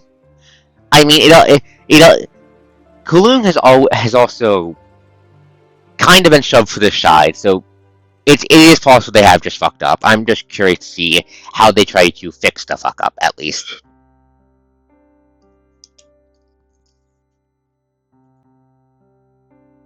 Not everyone in that organization shares the same beliefs as you do. That's why the Cradle was corrupted by Yin and became involved in the assassination attempts against us. Yes, perhaps the code that invaded the Musashi at the time also contained a piece of mine that was left in the Cradle. So a hacker org that got wrapped up and tried to do a fucky wucky with assassinations. And you were taken in by Viola before that. Richard, your dream died the moment you joined the Chaofin crew and later became a member of Fuxi. You're right. If I were the person I was at the very beginning, I would have never allowed you to take me in. Nor would I have delivered the message about that revenge to the Nighter. Even though I'm working for KCC today, I'm still acting based on my own visions and beliefs. Viola indeed destroyed our organization, and for this he shall brace himself for the price of retribution. Isn't he dead? We killed him! All I did was offer a gentle warning, but their eyes were blinded by hatred. Failure was inevitable. So what now? You want to execute me for treason? The old foxy member taunts Q for mocking Town as if he were the still youthful man he was decades ago. Wait! Were you the motherfucker? The guy that... This got brushed over back in the Nighter arc, but there was a guy fucking around with the machinery, a hacker man, that was able to let us get out of Violar's shittery and save Lucia in time. Cause you know, Viola put a bomb around my throat. Is that it? Is that this guy? That's the Beyond Cruise Shop. I don't think they would agree to give a death sentence to someone who's on the verge of dying. Death sentence is not bad, you think? Better than dying this way, at least. Having said that, Richard retrieves a terminal from the cabinet beside him and hands it to Q. What's in this? Everything about the Cradle stored here, past and present. Including the assassination targeting Viola and Nighter, as well as the whereabouts of those involved. Should I doubt its authenticity? You should doubt its exclusiveness. You should be glad that Beyond didn't come with me. Like I said before, I don't fear death. Everything I once loved has vanished with the passage of time. There's nothing left for me to fear now. These many years I've only realized one thing. Time channels all possibilities towards the same endpoint, although some prefer to attribute this to fate. Everyone has their own endpoint. It's all the same. Another home. Tell me, what flavor of engine oil would you typically prefer in Kowloon? And you know what? No, we don't usually drink that. It's either some other drinks or tea. I see. Lift your left hand. Tea. What tea? Drink a pain my...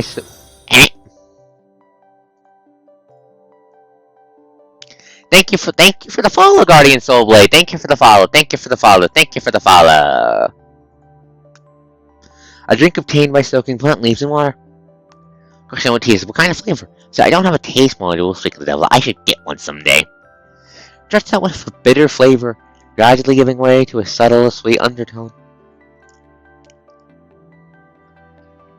Alright, I heard you guys have 4 ways to write a simulation state machine. Is that true? A simulation state machine is...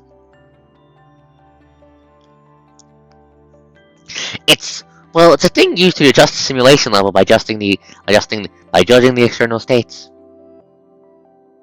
That said, Xavier even taps his head with the wrench he's holding, creating a resonating clank. Every high simulation design like you has one stored right here. Sorry, I don't know much about this field. Wait, it's kind of pretty cheaper one, right? I think that's the extension hub.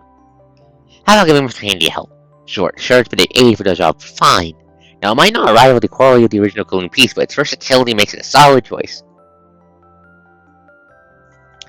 Using his makeshift fork arm, Xavier hosts another multi-purpose mechanical arm, presenting it to Hangyang.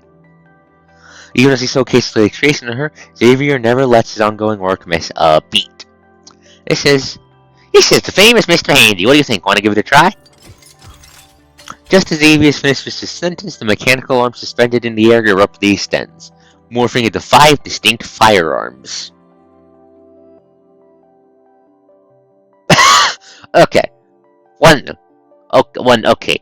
Nice fucking pun, funny hat, man. 2, give me that. I want that. Give me that.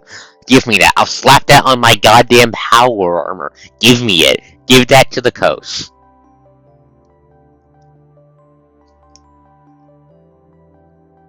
I want that. I want that on my power armor. It's incapable of releasing rapid thermal ion shocks and deploying positronic acceleration cans. Wait. Positronic? How the fuck do you have antimatter? Huh? Where the fuck did you get antimatter? None of me. Why do your dudes have antimatter? None of me. Why do your dudes have antimatter?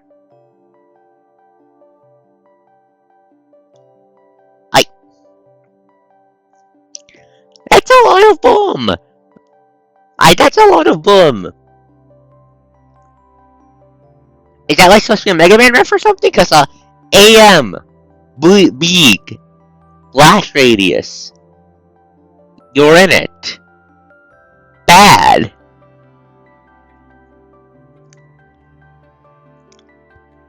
It's very cool indeed, but I don't think it suits me. Now you're still no worries, change. How are you? Always welcome back. Okay. The mechanical armor front for probably retracts while Xavier remains engrossed in his final inspection of Hangyang. Those initial days, her desperation to return to Kowloon was so acute that she contemplated embarking on her journey even before the completion of the repairs to her damaged frame.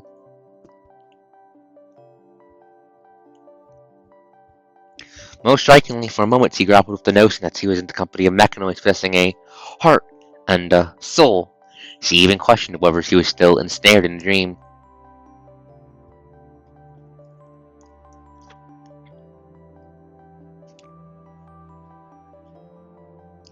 But when Arcana managed to soothe her frayed nerves and filled her in about Sage Machina and the grey-haired girl she met in her dream, "You're the same person, Nanami is your god, please give her head pats," she found herself no alternative but to accept the reality.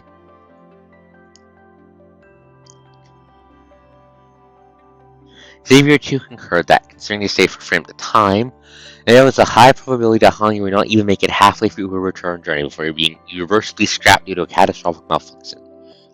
The Church of Machina would never let such a fate befall any comrade that has taken under its wing. Damn it! Another instruction set full of Kowloon characters. I don't have much Kowloon mechanoid data. But this will not stop the omnipotent Xavier. You may cast doubt upon any tale in the world, but casting doubt upon Xavier, that's certainly not an option.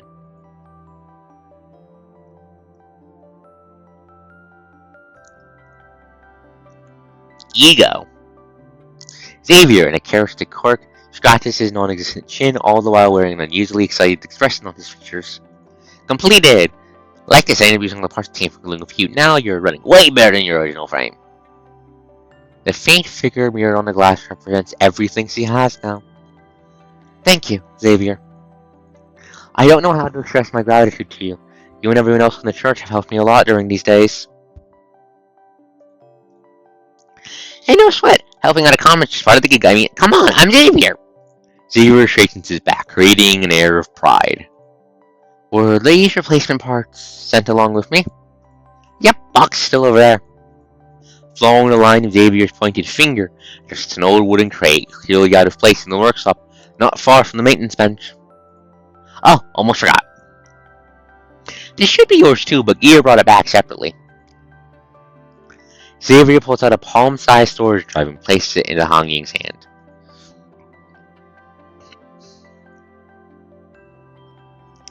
Even when the colors on the emblem and the tassel pendant have faded, The relentless bite of time only serves to remind her of the memories and pain from that period. Oh yeah. You were saying that name a lot even before you completely awakened. It's a person who is very important to me. Person? Noticing the subtle change in Hongi's expression, Xavier stops asking.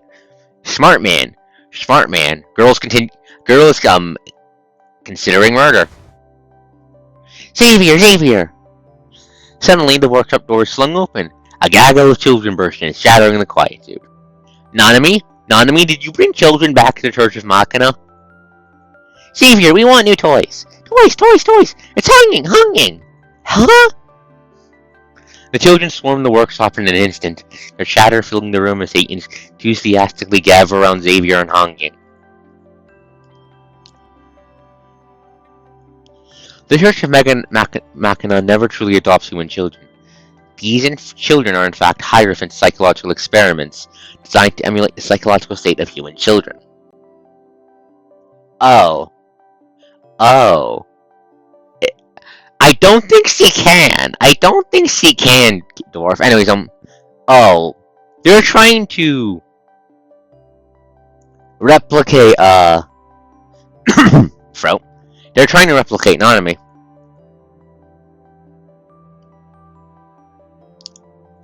With Hierophant absent, these children have been left under Xavier's care, and Hanging, who's been spending most of her time in the workshop for maintenance recently, has naturally become their playmate. Okay, let me re-put it. Let me flip the wording around. I don't think Nanami has made it so her friend can do that yet, and I don't think she's interested in that yet. Calm down, I'm here. Who wants a new toy? Me! A smile graces Xavier's mouth and turns to small mechanoids around him. Dance, I want to dance too. Hanging, can I borrow your fan? Hey, you, it's okay. Hanging gently past the head of the little girl standing before her, shielding the mechanoids as if she were a real human child. She carefully folds her fan and hands it over to the little girl, her movements gentle and deliberate. Be careful with it, will you? I'll put it like this, that's right. Don't scratch your hand. It's pretty. I want to dance like Hanging when I grow up. Alright, when you're a bit older, I can teach you how to dance. It's a promise then. Overcome with excitement, the little girl jumps up and embraces Hanging. She then begins to fiddle with the fan, her small hands exploring its fold within the hustle and bustle of the workshop. That is cute.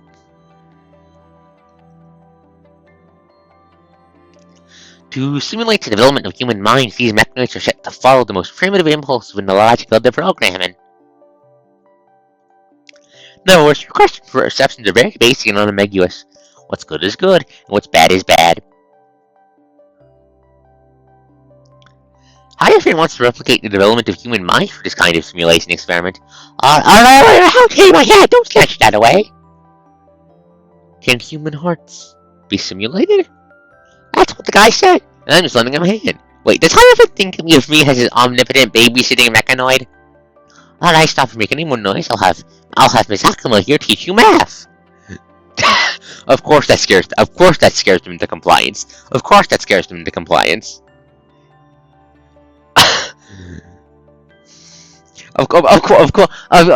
smalls fear math. Despite their brains being made of math. I just realized Xavier has a goddamn hat pile in the hat stand in the background. How many fucking hats does this robot have?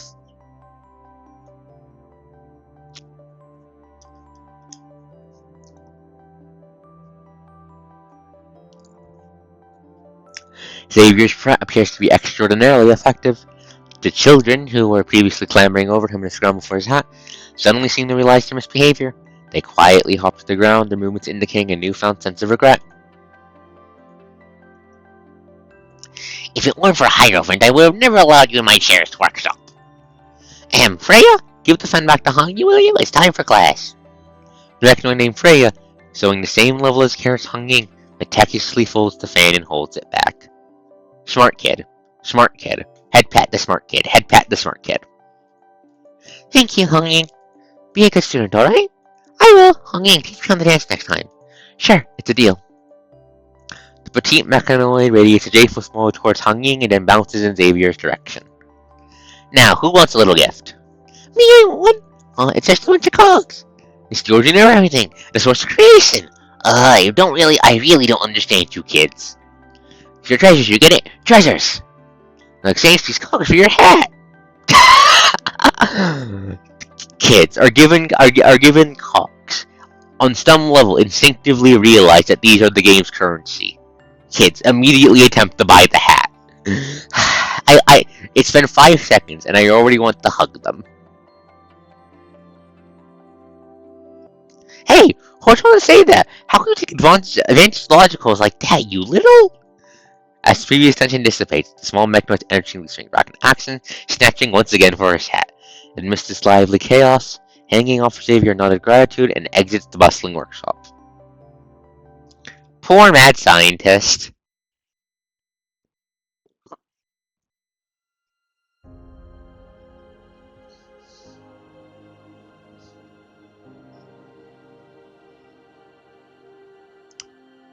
Dwarf, I just realized something, but Dwarf, the entire church building is made out of computer architecture. The entire thing. I think the entire thing might be a pooter. Oh. Hello, Dragon Sonic 12. Welcome to the stream. We are playing some Punishing Gray Raven, and thank you for the follow. Thank you for the follow.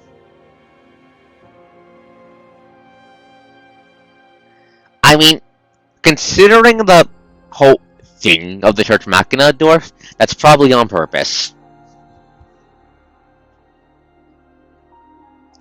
When every door of the workshop swings shut once more, the world outside falls back into a tranquil silence, creating a stark contrast to the lively scene within.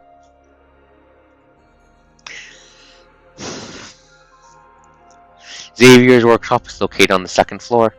From the hallway leading to the workshop's entrance, one can gaze upon a commanding and somewhat ominous structure known as the Grey Tower in the middle of the hall. Oh, the thing in the background.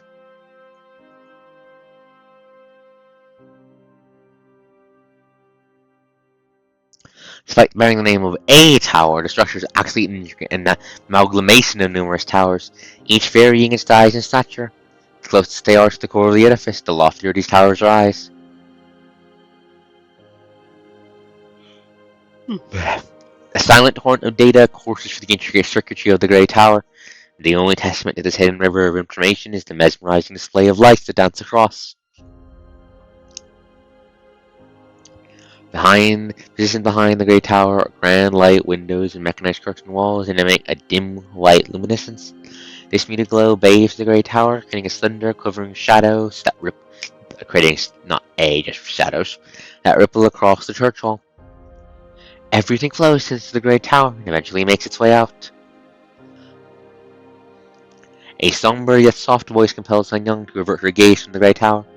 In doing so, she becomes aware of the mechanoid beside her, who is dressed like a gentleman. Cervantes! The mechanoid named Cervantes doffs his hat and offers Sun Young a slight nod in greeting.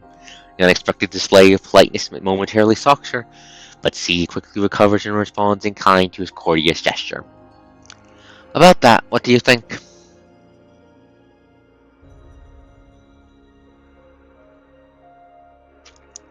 Cervantes, embodying the essence of a gentleman from a bygone era, gestures towards the Grey Tower of his hat before placing it back atop his head with grace. You mean that? Grey Tower, that's its name. Functionally, it operates as the computing hub for the Church of Machina, while symbolically it stands as a representation of the church itself. The Church of Machina's computing hub. I wonder then, does this serve the same role for them as Gestalt for Babylonia and Huaxu for Kowloon? When I look at it, I feel a sense of dignity washing over me, as if all surrounding noise is hushed into silence. Solemn. Yes, solemnity is one of the key elements I incorporated into its design. A place such as this requires trust, calm, and unity. Eschewing conflict and dissent, these principles form the bedrock of the church. I don't think Nanami would wear that as a hat. considering considering the general shape of it, I think she's more likely to pull it out of the ground for mech, turn it into an axe, and then cut the virus with it. Additionally, the symbolism of what a tower can represent is quite expensive. Were you an architect, Cervantes? That's not entirely correct. My teacher was an artist, and it was from him that I acquired this knowledge.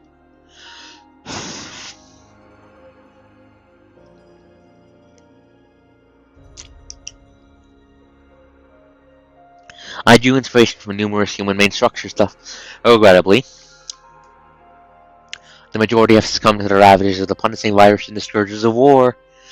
However, the mobs of Kowloon have endured existing to varying degrees. Yeah, because they put their shitty in the ocean. You've been to Kowloon.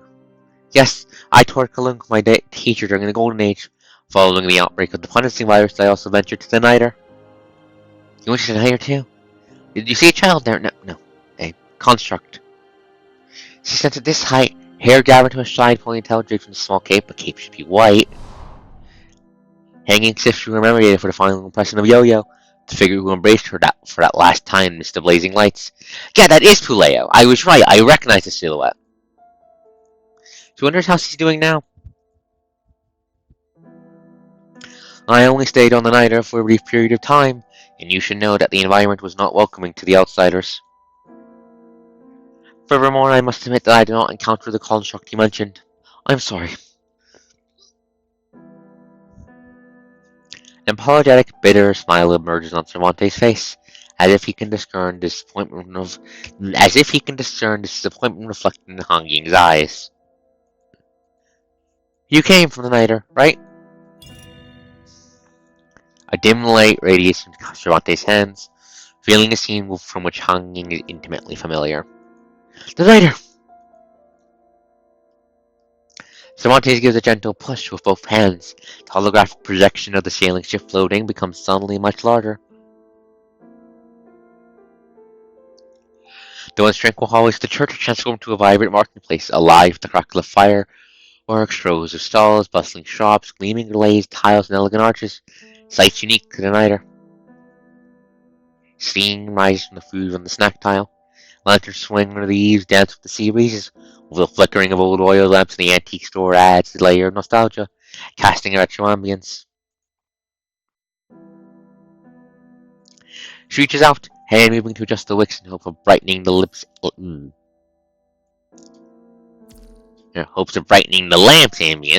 but the wick stubbornly flickers, not willing to change. You seem to be missing this sip and that construct a lot. Hong Ying responds with a subtle nod and withdraws her hand, which is lighted up by the dim lamp.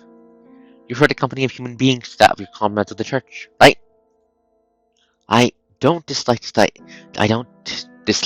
with my own people, but before this, I've always been living with humans. I believe I grasp to a certain extent your sentiments.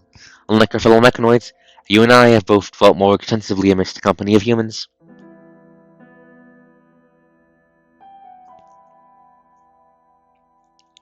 Yeah, dwarf. I'm going to head pat you. I'm going to head pat you, dwarf. I'm going to walk up to you and I'm going to pat you on the head. You will not resist. You're the only one who addresses me in that human way the time after I woke up. And the way you talk and behave is more like that of a human. You're I might be short, however, there's a secret technology I am not sure if you understand. They're called chairs. I can use them to get higher.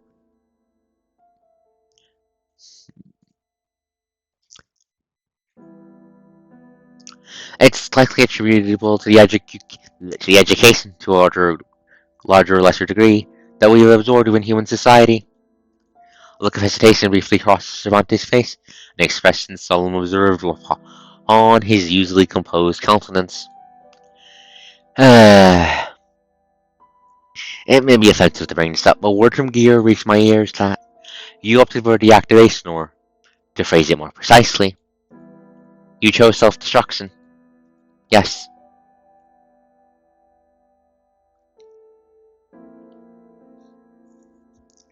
You may have probably heard from others about a comrade of ours known as Hierophant.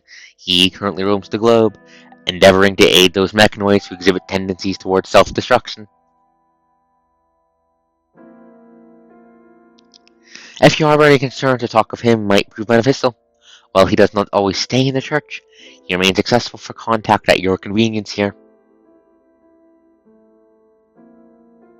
Huh, the robotherapist. Tracks. Is this a pressing problem?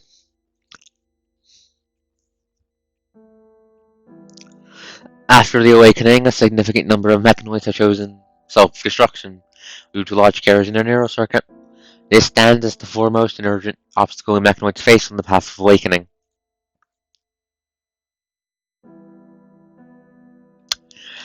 The majority of mechanoids who opt for death are, regrettably, beyond rescue. They embrace termination from both a mental and a physical standpoint. Why choose death? Why choose to end her life? Because of not wanting to hurt her loved ones. Because of not wanting to become a pawn manipulated by other people. Because of not wanting to break the promise once secretly made. No, it's different. I didn't want to simply go for self-destruction. There are other reasons. Because I have someone who I must protect, and I refuse to be under someone else's control and cause harm to her, nor am I willing to be used as a puppet or tool by others. Generally speaking, this act is often referred to as sacrifice, rather than self-destruction. You opted for sacrifice not in self-interest, but for the sake of a human. Such a decision is exceedingly uncommon among mechanoids.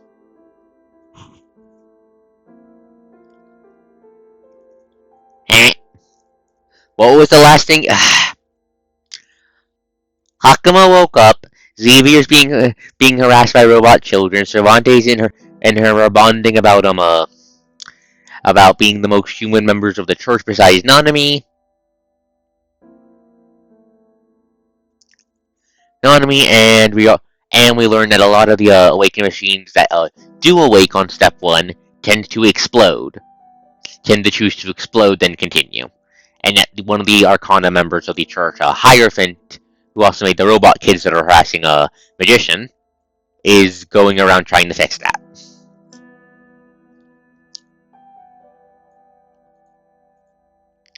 In other words, this is something only a human with a heart and a soul can truly comprehend.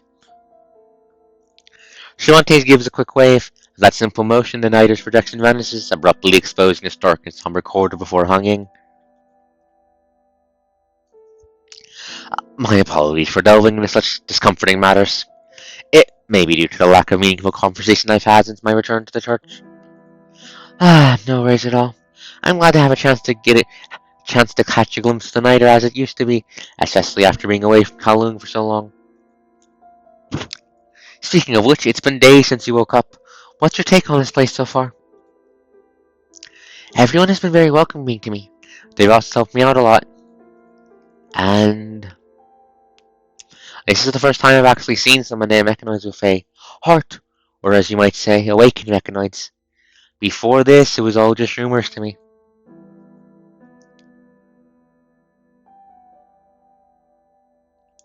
When the sage left the church, she mentioned that you had already started to awaken, or, in other words, you'd begun to grow a heart even before you went into your slumber. In the annals of the Church of Machina, the act of self-sacrifice to humanity's benefits is an extraordinary event.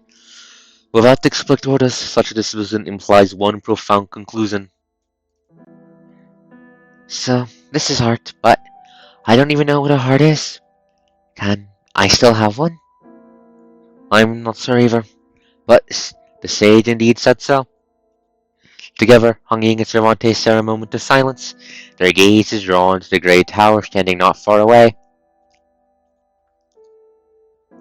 Stream of data quietly flows on, with Hanging and Cervantes lost in their own thoughts, each submerged in memories too deep for words. Eh. No, yeah, basically Cervantes and Hanging are getting to know each other and all that stuff. I want you to be a storyteller, my teacher said to me. Ever since then, I've endeavored to craft my own story just as he asked. I even used teacher's legacy as the stage for that story, but to this day, I still don't understand how my own story should unfold.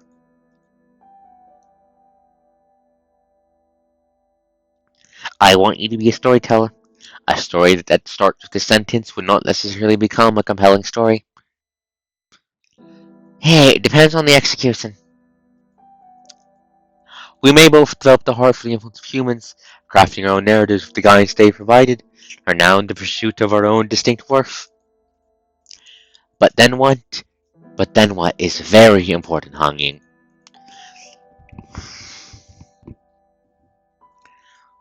The construct may hold a significant place in your heart, yet it's the subsequent chapters, then what, that carry even greater importance.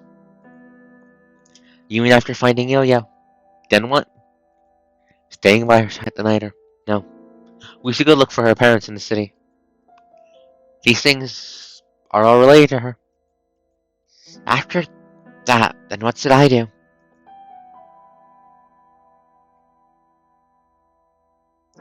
Laughter from children abruptly spills from Xavier's workshop, its mirth slightly muted as it filters through the door, softened further by the night's projection. Cervantes, how Hartlefin's children are all adorable. He would be very happy to hear your comment. They all know what they want. Toys, pretty things, or learning dance. It's just wonderful, truly.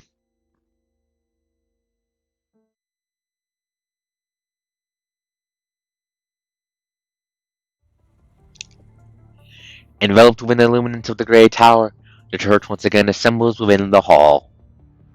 Wow, it's been a while since the church was this lively and bustling. Should we take a picture camera now that Blaze is back as well? Give me a second, or I'll check.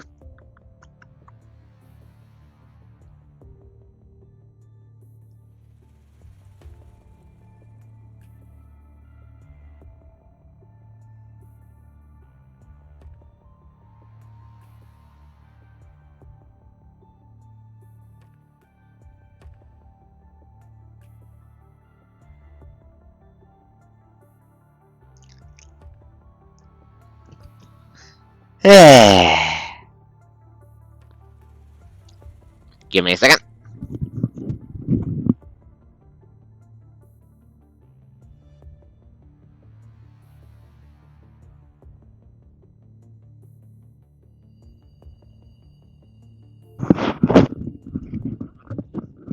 History and cultures being fucking weird.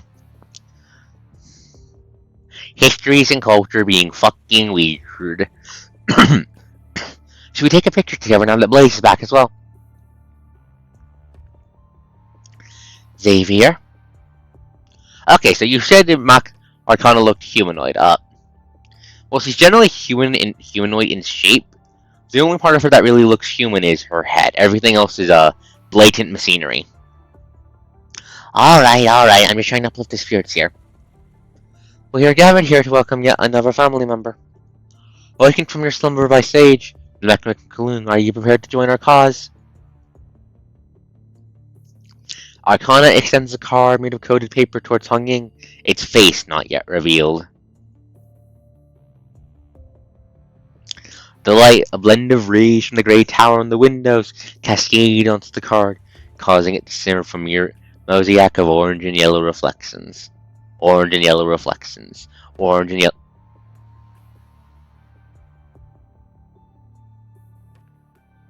Is that...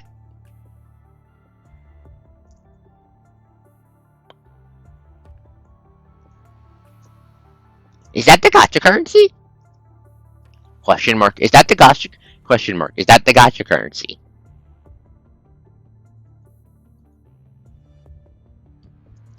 Upon accepting the card, she will be recognized as the church, and henceforth be known as a comrade amongst its members.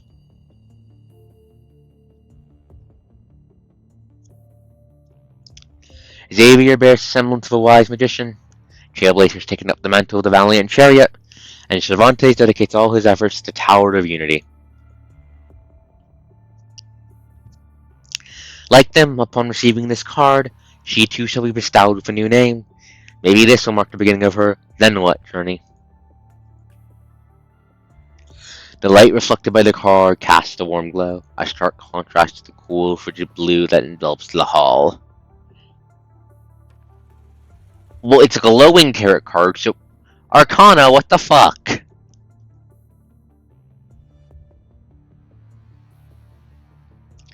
Based on the discernment of event logic dates and reasoning of logical circuits, she finds no cause to decline Arcana's offer. But another voice whispers in her memory cell. Just the name comes with meaning and responsibilities. She has yet to complete her responsibilities, says Hong Ying. My apologies, but I am not ready yet. I understand that you must be disappointed. After all, I have yet to repay you for all this kindness you have shown me. But I cannot accept your invitation just yet, for I have unfinished business in Kowloon. You are not the first to reject our invitation right away. You are not the first to reject our invitation right away, and I suppose you have your reasons. But please keep in mind that mechanoids will never be the same as humans. And then Mother Arcana says shit like that, and I can't help but wonder: is she actually like the anti-Nanami, and she just prefers being a subtle little bitch? Cause, girl, that is clear manipulation trying to put doubt into her. That's fucked.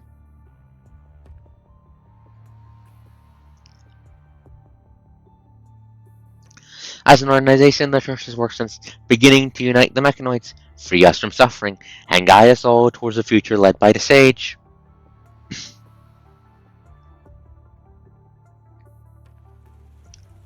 And question for you, Arcana.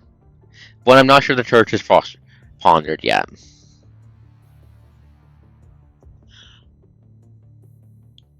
What will you do if one mechanoid say no, mean no, and stay on that no? What will you do when they make their own groups, their own organizations for their own hopes and dreams? What will you do then? Even today, mechanoids from around the world continue to face threats from humans, the corrupt and the punishing, which I'm sure you are well aware of.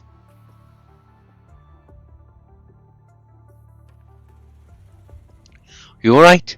I have been slumbered till now precisely due to mankind's mindless hatred. But not all humans see mechanoids as tools and regard them with hate. Were not for the connections I had with you humans, I would not be who I am today. I would not have lost her to live. I have made my promise to her to travel the world until we find Sage Machina, the heart that would make us more than just codes in my program. You have found it and you have met Sage too. But C is no longer with me. I can't be sure if the heart really does exist. She places her hand upon her chest, slightly to the lower left, as if trying to feel for the existence of a beating heart. Machine awakening, or a heart, or soul. How exactly am I supposed to prove their existence? Hong Ying cannot see Arcana's expression against the light. I see. Arcana takes back the card she handed over earlier, and clasps her hand in front of her like she always does. The Church will never force anyone to stay or leave. It is your freedom to make that decision. If the guidance of Sage cannot satisfy your quest for answers, then you must seek them out for yourself. A good answer. A good answer. Let's see how it holds out once non-church groups start popping up, because I imagine they will pop up eventually. But no matter where you travel to, the Church will always regard you as one of us. Cervantes does not like that. That is how it was and how it's been. Arcana nods as he walks up to Hong Ying, and together they bathe in the dim light of the church. Yeah, like I said, Mother Arcana is fucking sus. Please take care of yourself, Hong Ying. We still know very little about Kowloon. The road to Kowloon is a long one, Trailblazer, could you escort Hunging?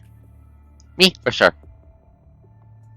And Trailblazer still do long distance deliveries? Of course! And we just need to attach a transport container to it when need be. The remodeled container is very aerodynamic and won't slow Blaze down one bit. Hugs to Xana. What do you think, Hunging? That would be immensely helpful. Hunging is one of the most human-like mechanics there is at the church, except Arcana still makes her feel very much at home. The same way a mother would care about her child. If salvation is at the edge of the world, then lost souls will follow it to the end. From the Church of Machina, she sets out on her journey home. I see you! You have been seen! I reach into the depths of the chat, and I head pat you. I head pat you repeatedly. I see you. Have you been able to watch Door, stop lying. Door, stop lying. I am real. If I was not real, how would this dream be possible? The coast exists. The coast exists within your world, lightening it up, brightening it, dispelling the night. Anyways. You are not dreaming. This is not a dream. If this was a dream, the orb here would fly out of the stream and bonk you on the head 55 times. Or something stupid like that. It would not be consistent. That's not how dreams work.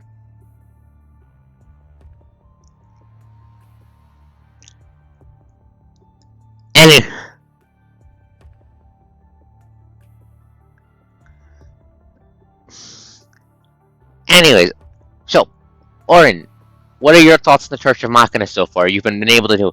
It's just been the chat that's been breaking for you, right? You've been able to see the stream?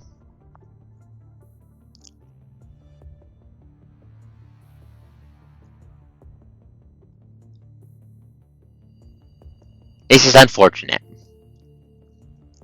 From the Church of Machina, she sets out on her journey home. Where to start?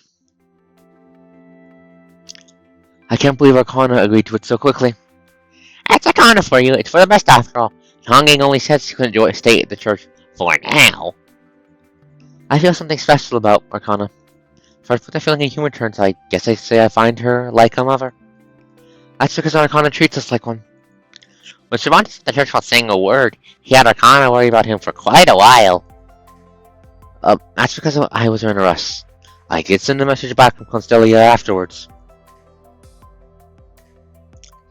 But Arcana is right, we have very little information on Kaloon. Orin, can you see the boy? And the mad scientist, but more importantly, the boy. I'm rotating my cursor around him. Can you see him? Can you picture him within your mind?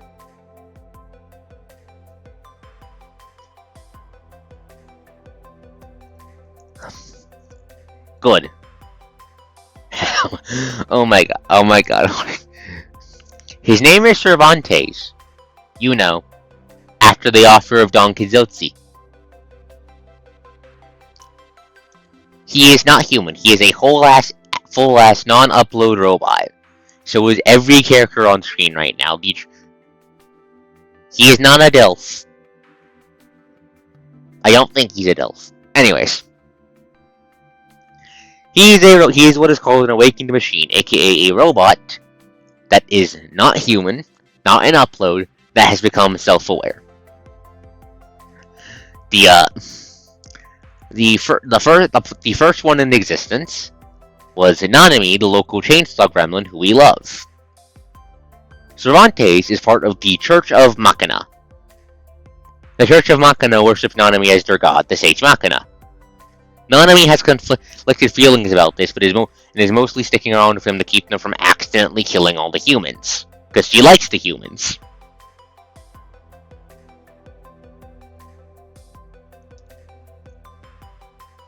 All of the higher-up members have besides Nanami, have a Arcana theming. Like, the basically Pope is called Mother Arcana. Cervantes is the Tower. This guy with the glitchy face over here is the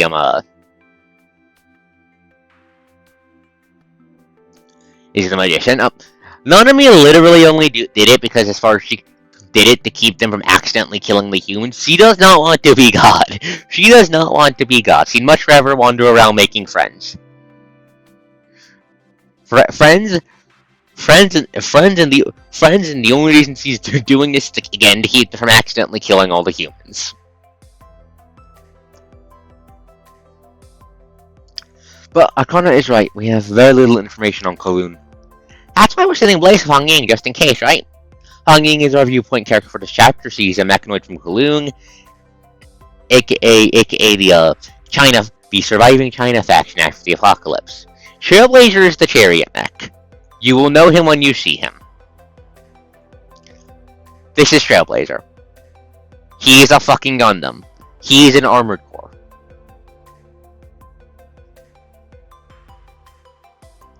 I would like. Oh my god.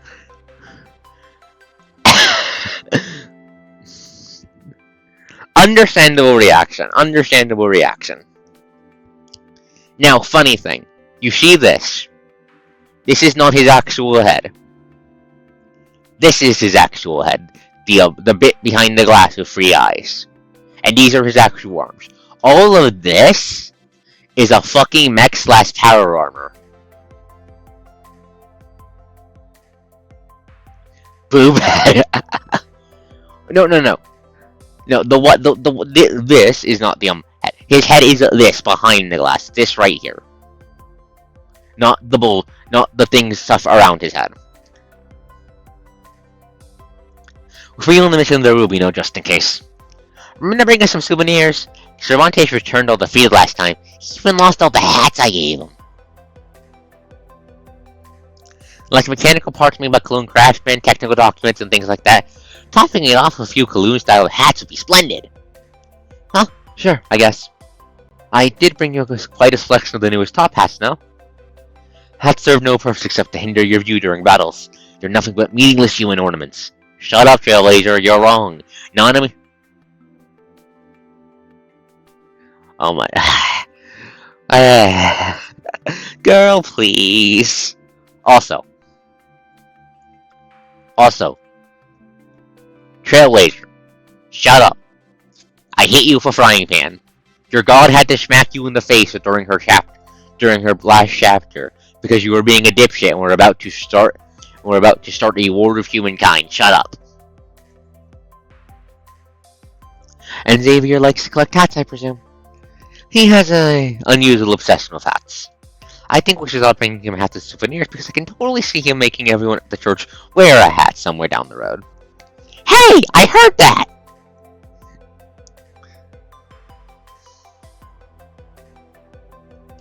No treading on thin ice, no need to hide yourself. No formalities needed when dealing with humans, and no need to think twice before speaking. Yeah, this is a better view. This is not a head. This is a fucking cockpit, and his head is in it. Also, it's not just me, but look at Mother Arcana in the background with that fucking villain-ass phrase, with that villain-ass positioning. I am so suspicious of her. By building real connections with mechanoids to have their real hearts and souls, perhaps I'll eventually be able to find my very own heart. It must be nice to live on like this. We are gathered to welcome yet another family member. Family, huh?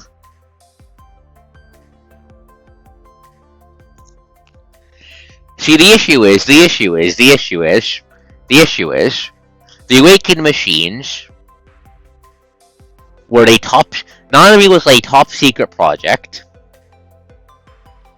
and by the time, and before she was revealed to the public, the punishing virus broke out. Orin, are you familiar with, Mega Man? Mega Man X? Do you know what the Maverick virus is? Do you know what the Maverick virus is? The punishing virus is basically... Okay, yeah, the punishing virus... The game's main antagonistic force... Ah, good to know. Okay, so the punishing virus is basically The Maverick virus on crack. What do you mean, on crack? Beat. It would fit as an enemy faction in the Dwarf quest. It is on serious goddamn crack. It does so much fucking bullshit.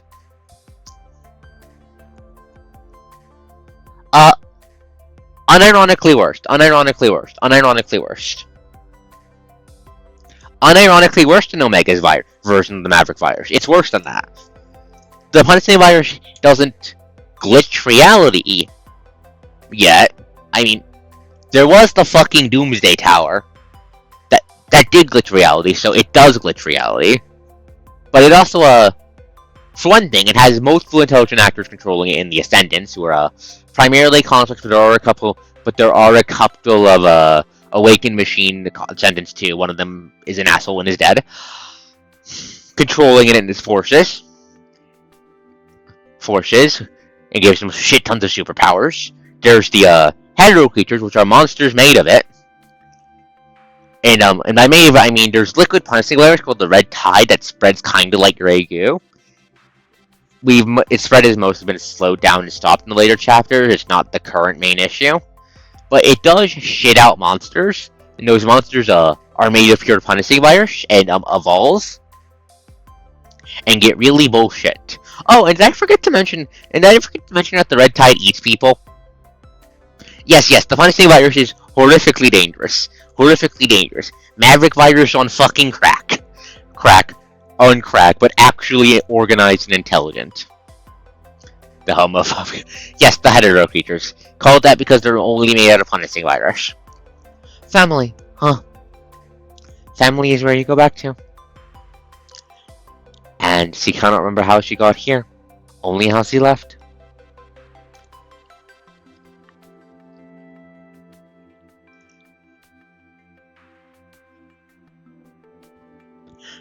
I'm still concerned about the fact that the Church of Machina have based themselves on what appeared to be a Golden Age starport. Because, like, there's only one reason these ships could exist.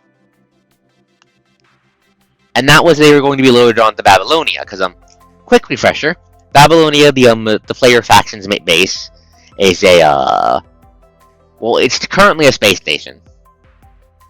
It was intended to be an Ark ship to take humanity to establish the first interstellar colony.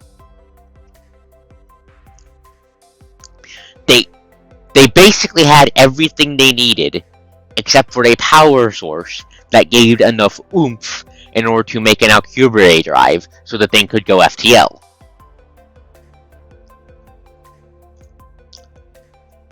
So they made 0-point reactors. And then, when they went to turn them on and test them for the first big test, guess what spilled out of it? The goddamn punishing virus. The reactor exploded, and the punishing virus got literally everywhere in, like, 5 minutes.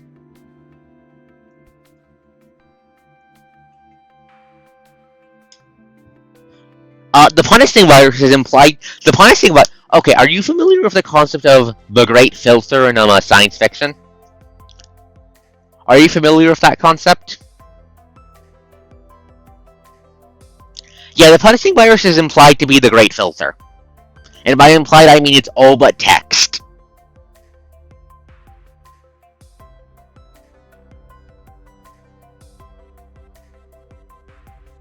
Yeah!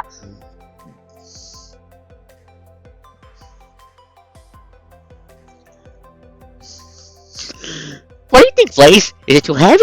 The hint setup is a bit complicated, but it's safer this way. Everything looks good. There'll be an extra 17% energy expenditure with the cargo weight, but that's still within an acceptable range. It does. It really goddamn does. It's also all but text that Punishing Grey Raven's universe runs on the holographic theory, which is that everything is made of information.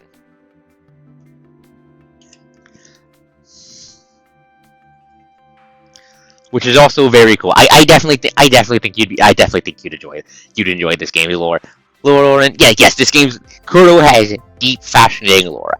This reminds I really need to start digging super fucking deep into into Wuwa's, because I know Wuwa has deep lore too. I'm just too fucking. I just don't have as many opportunities to dig into it when I'm streaming that. There'll be an extra 17% energy expenditure with the cargo weight, but that's still within an acceptable range. Well, just step inside like this. They are free. You can download them. They're a bit chunky, but they are free. So probably wait until you get them. Probably wait until you get a proper pooter. And I will warn you, they are gachas, but they are gachas. But Kuro, at least for PGR, is really generous. Just step inside like this. No, wait, that's the wrong voice. Xavier has the really high voice one, but Xavier personally shows Honging the how to board the old basket-shaped metal container. This wasn't made to ship humans, was it? Head pat. This wasn't made to ship humans, was it? Of course not! The church has never had to ship humans, so it was modified from a ship cargo container. Completely understandable. The coast does in fact play Honkai. I don't really spend anything on it, but I do in fact play it. Naturally, it won't be quite as comfortable, but don't worry, I've mounted an HD system in there.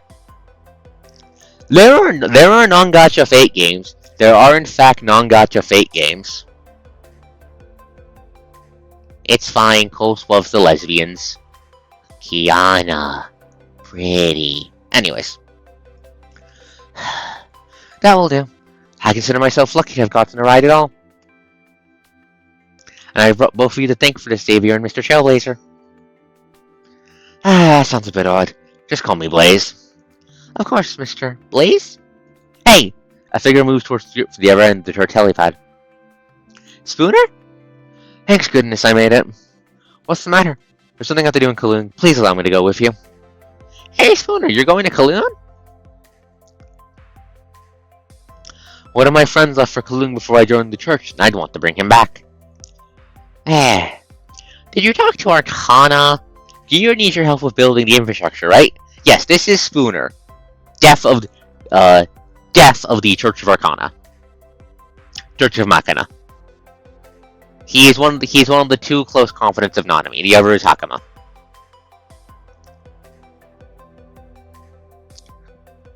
I don't know why he is dog-shaped, but he is dog-shaped. I want to boop his snoot. I only brought her up to speed on the church's affairs right after I learned Honging was leaving. Arcana told me to let Zero take over my work for now, and now that Cervantes is back... Bad.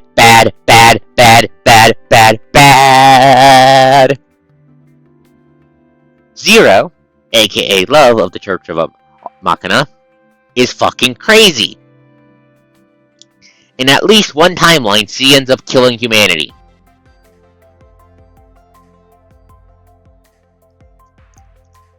And now that Cervantes is back, Spooner now speaks in a pleading tone. That's true, Spooner handled most of the construction work at the church because Cervantes is away. I'll take over for Spooner. It's not going to end well if we let Zero handle it. Thank you, Cervantes. Zero would end up making houses made out of uranium purely to kill more humans. We should be good to go then, but I guess we should ask Honging and Blaze if they're fine with it. I'm perfectly fine with that, Mr. Blaze. I've got sufficient fuel reserve. I should be okay. Thanks. Thanks for your help, Blaze. Ready everyone? Hang on tight. A loud rumble rose to the helipad before a streak of white smoke shoots through the azure sky beyond the church. May you find the meaning you've been searching for in the conscious world, Honging.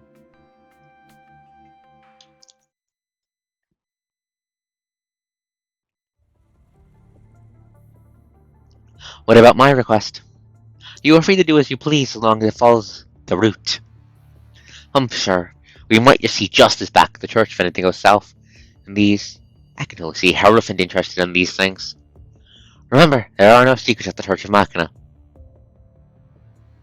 Who the fuck was that?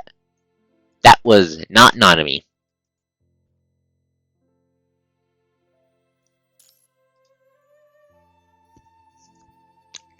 Anyways, give me a second. Coach needs to hydrate.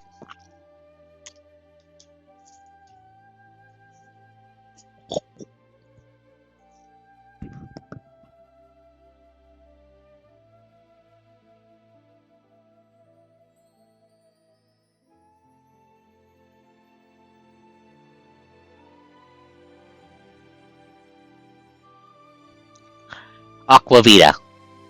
Water good.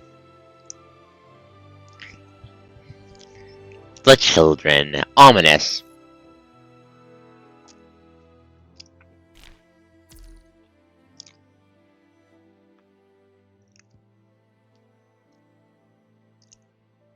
She's a healer. Not even an amplifier. A healer.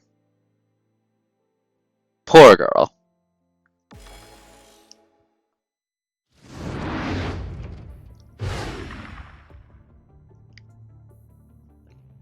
The ocean mist leaves streaks of moisture on Trailblazer's streamlined body.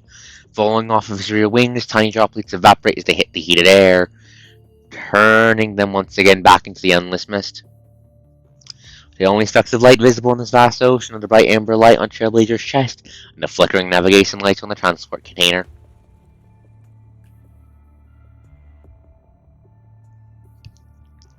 We are arriving at our target coordinates. Can you see it?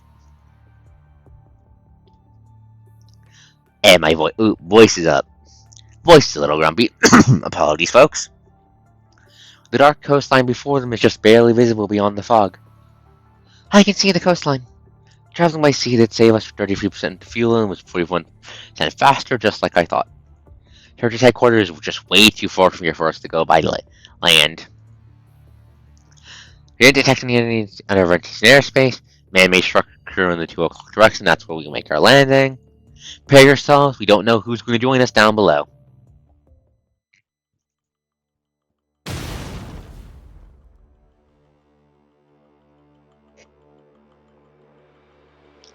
I hate my biology.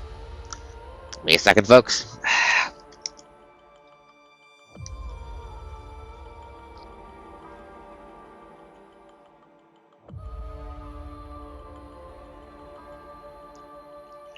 Biology bad. The heated air streaming gradually dissipate behind Trailblazer's engines. They have landed on familiar soil. Sorry if that was loud.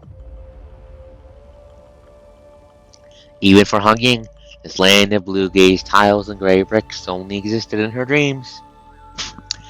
This is it. This is Kowloon. Are we inside the city? Why does it look so desolate? Why does it look so desolate? Based on past Metropolis planning, this is just an auxiliary town that used for military purposes and not the actual Kowloon.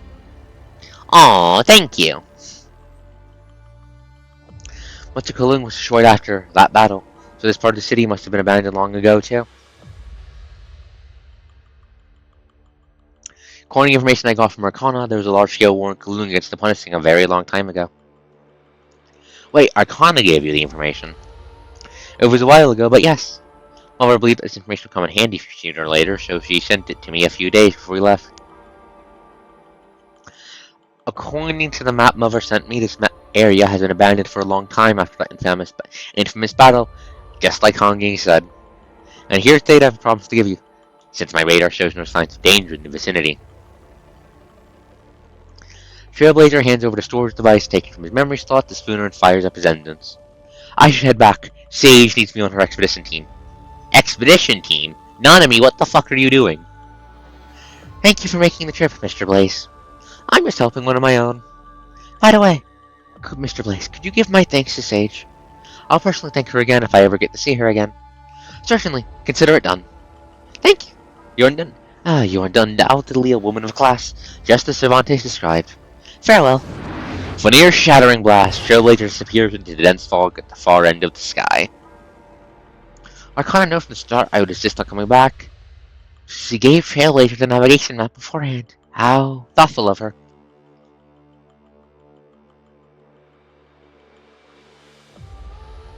Understandable, understandable, understandable. Never for a second does Sakana forget about her own well-being. She may not make her plans known, but she never fails to make the best arrangements for all of us at the church. It would seem like Sakana has already accepted you into this big family. And I wonder what title she'll assign you. It's like how she's assigned Cherry at the Trailblazer. Yes, sometimes we even refer to church by titles because every title could eventually, be replaced. Replaced? See, Blaze was not the first chariot, and I am not the first death. Which means that the chariot and death before the two of you are dead. It happens on a regular basis. While tinkering with the radar sensor, Spooner explains matter-of-factly. See, machines are not completely immune to death. If my memory serves me right, your title is Death, right? Right. Death is such a dark and frightening term, but you don't give off that aura at all. Is that so? If you ask me, I think you're quite the opposite. You're gentle and amiable. Like you and the other humanoid machines, we will never be associated with the word human. Spooner shakes his head and says no more. Temperance, Empress. I've heard about an Empress except she isn't at the church. I know nothing else about her. I'm pretty sure Empress is Hakama, who stays with Nanami. Beep beep beep. Sudden warning alarm cuts Spooner off mid-sentence and sends him in a high alert. We got company. Amy Abiel. Oh, did I mispronounce that? Thank you for correcting me. Are they from Kowloon? I can't tell for now. They're coming in from the 3 o'clock direction, and there's a lot of them. Is there a fight going on? Not sure, but the signals are strange and there are signs of humans in the vicinity. Let's go. Where to? Wherever they are, I'm sure they know something about the current state of Kowloon. But let's get ourselves properly warmed up before we get to the show on the road. That is the controller. Ignore them. Shut up. Shut up, Master Controller. Stop trying to wrap yourself around the fucking edge. Defeat the enemy. Give me a second. There we go. Oh. When the rain stops, the wind will blow through the forest. Does she have her dodge brings up a gives her a second moveset?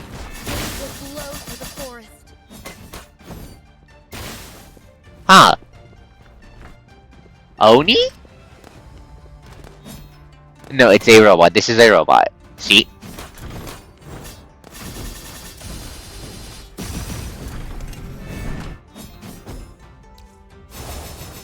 The water flows, the clouds divide.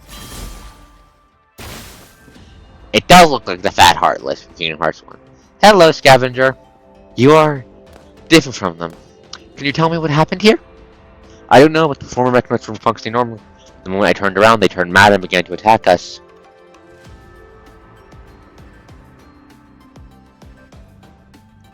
Ah, your chat has lag. Ah. I didn't... Ah, I didn't notice that. Wait, my friends are in danger, I need to go. Let's follow him then so we can save his friends. The power of friendship. Booty.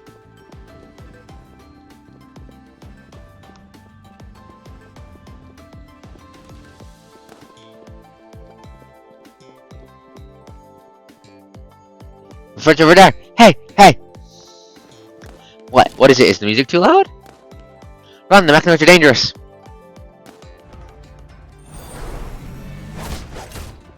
What's going on? What is this place? You dream? Wait, bring it! Please take them away. I'll handle this. The dance ends. The crane sings.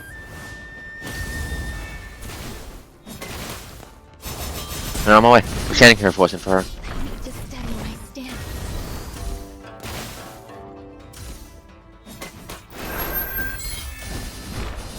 The water flows. The clouds divide. Hurry! Let's get the hell out of here before more show up. You good? Oh my god, there's a chibi scavenger. Oh god, there's a chibi scavenger. Oh god, that's sad. Oh, that's just kind of Kowloon's into the Kowloon, the faction that made her. That's kind of their entire gimmick. You and the kid okay? As Hanging dances through the air, the aggressive mechanoid is sent spiraling into the dirt behind it in a cloud of smoke. With it, a striking silence ensues.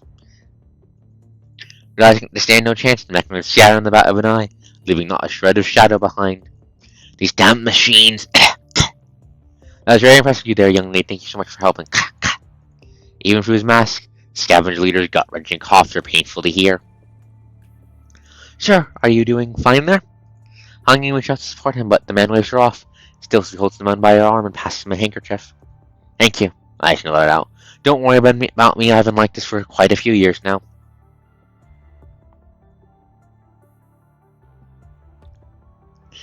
Seemingly embarrassed to give the sullied handkerchief back to Han Ying, the man nods a few times at her and shoves the now yellowed white handkerchief into his own pocket. Yeah, cough bad.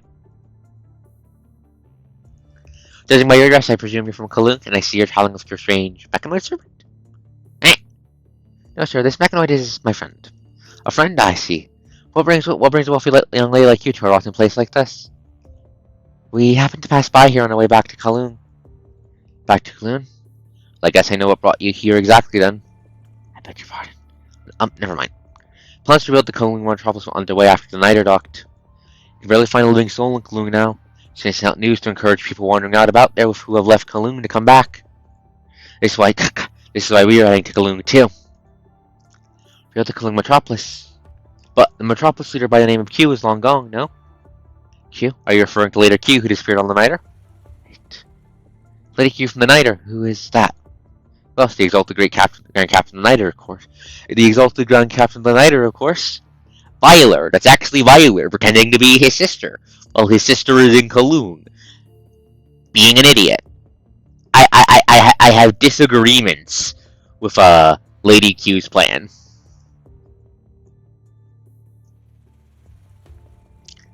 Hey, son? Eh? What's wrong? Explain the laws? Explain the laws? Explain the noises. Okay. Wait, what? Which means Lord Violer is dead. Lord Violer?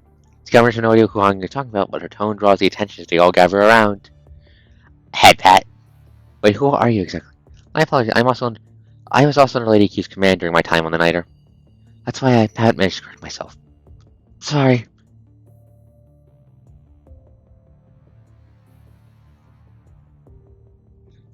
Brains be like that. Brains be like that. Attempt to decide over Hanging can we trust. The leader vigilantly examines Hanging for knows something on her body. That mark on your neck, it's a collar, isn't it? Yes, it is the scar on the left on me when my collar was removed. That was the only way to break away from the grasp of the Niter. I see. So you were also one of those under Lady Q's oppression. Scavenger leader gestures for his companions to ease up. We were forced to wear that cursed collar, thrown overboard when business went south, and even had to live at the mercy of others. For reference, Lady Violer was one of the assholes in the setting who built two of the super AIs, Gestalt and Huaxia. After the apocalypse, he got loaded into a copy of the same frame his sister uses, stole a fork of the explosive slave collars. Don't worry, he's dead. We killed him. The Coast killed him like 20 chapters ago. He's dead. He's been dead for a while. The Coast fucking killed him. Anyways,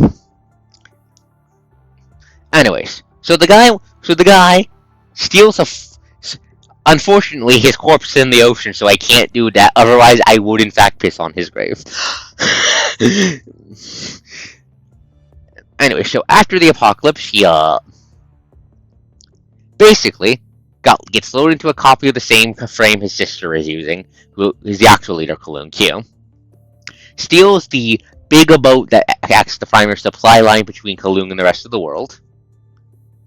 Takes it over pretending to be his sister, and starts forcing explosive collars on people, and if they do, to make them do what he wants them to do, as he goes completely fucking mad, trying to figure out how to turn his super AI into a real girl. But without the parts of humanity he hates. To do this, he eventually ended up kidnapping the Coast in Grey Raven. putting one of the collars around my neck, so fuck that guy, and then trying to download his super AI into Lucia's brain, and in doing so, erase Lucia. Oh no, not a designer baby, not a designer baby, just a rich prick, just a rich prick. Just a rich prick who is horrifically down bad for his own creation. Because he hates people. So we killed him. We killed him hard. He's dead. Yeah, like that one fuck.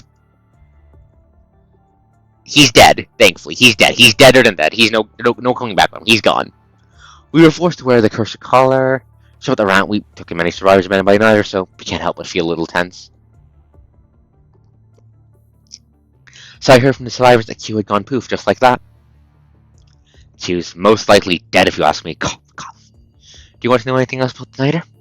That's all I know. We only just recently made it back from the world outside ourselves.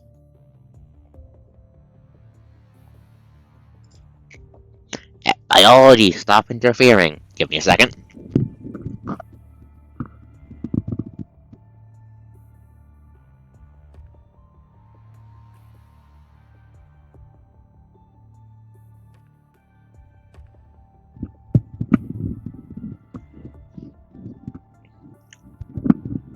Oh, no, we know he's dead. We know he's dead. He might be haunting the narrative, but we know he's dead. We saw him die. He died on screen. He died on screen. He died on screen. He's dead. There is no revive for that man.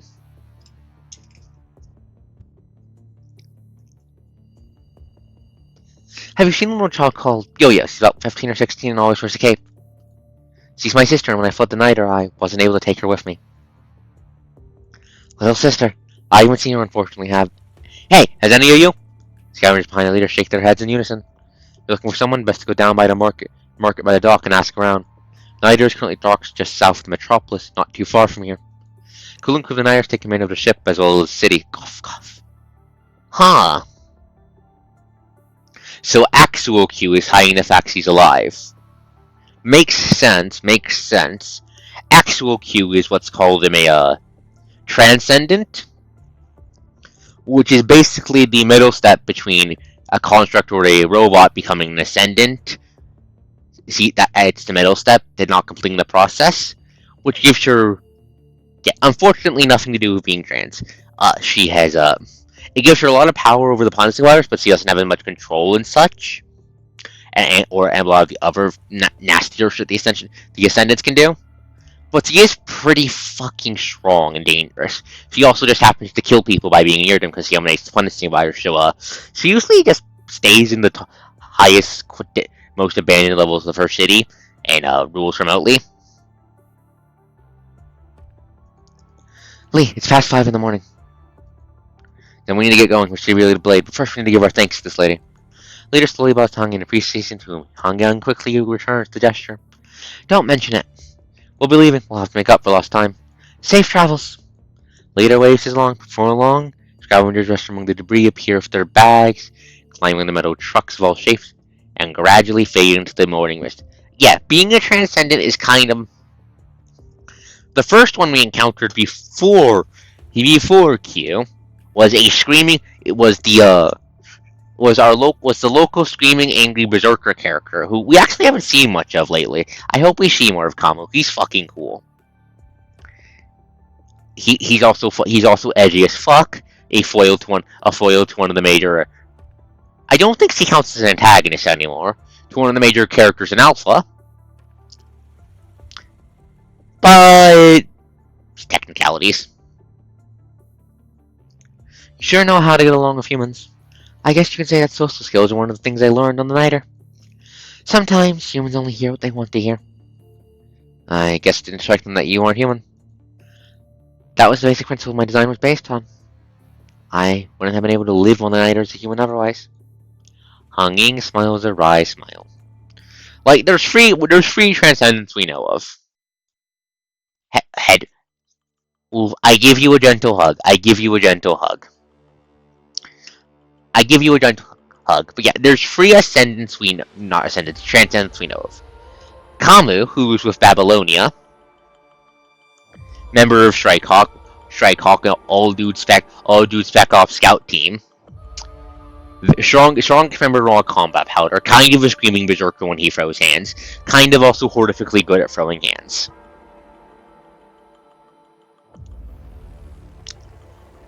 There's Q, who rules Kowloon, and we're probably going to see her later. She's kind of an idiot. And then there's Noan, who's only a transcendent because the creepy Yandere Ascendant kidnapped him, made him a construct, and kept trying to make him into an Ascendant, and then kept mind-wiping him every time he said no.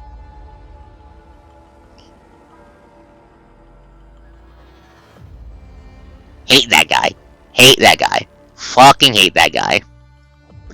Not knowing. No one's great. No one's absolutely great. Absolute great. I fucking love him. Man got the goddamn human NPC to fucking playable transition. It was absolutely hilarious.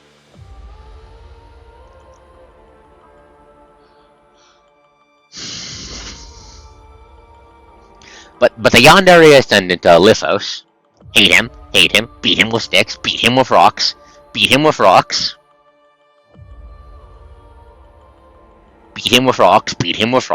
Unfortunately, he doesn't stay dead. He has like 500 backups. I know. Lithos was so fucking mad. It was beautiful because I hate that guy. Like, we've killed Lithos before. He just unfortunately has like 500 backups and keeps making more because his brains fucks whenever a backup's awake for too long. It fucking dies anyways. So he just makes more. The creator who gave her human facade and the basic principles she speaks of have been long gone. Even in the last moment in the past, Violer was no longer her goal or principle. Wait, Violer made you? Unfortunately, the plot still has usage for him.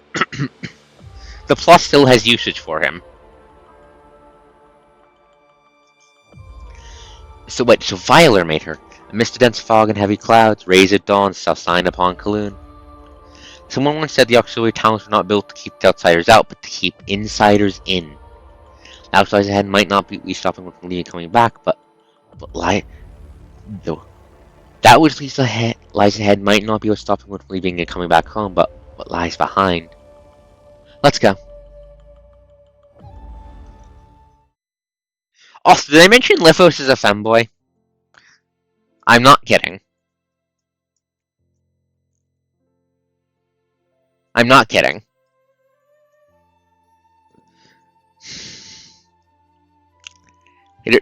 Cole beats that man with rocks.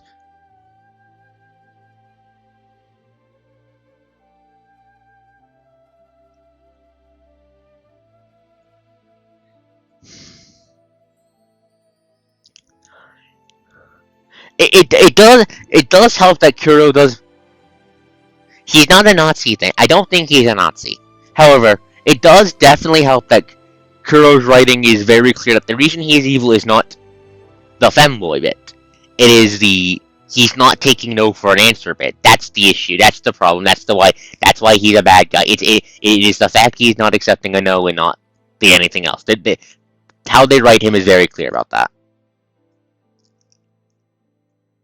So people of the world assembled the goods in the land and sea.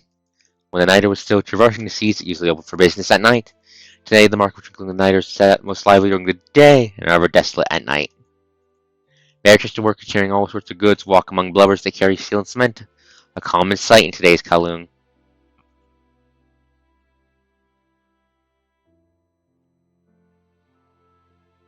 Yeah, the issue is he's a bitch, basically.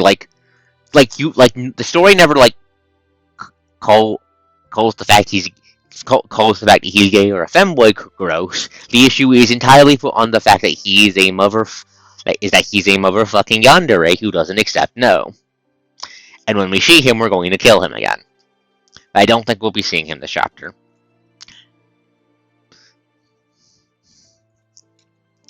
A stand with a neon sign that reads Home Appliance Repair Service just beside the rice noodle roll and Congo stall. Large window stack steamer at stores. Front spews out steam from an irreversibly savory smell, attracting passerby from all directions.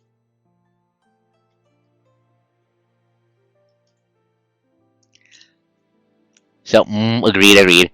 There's also the funny bit that we actually have also seen what is heavily implied to be Lithos's human little sister. Guess where she is? Guess where she is? Guess where she is?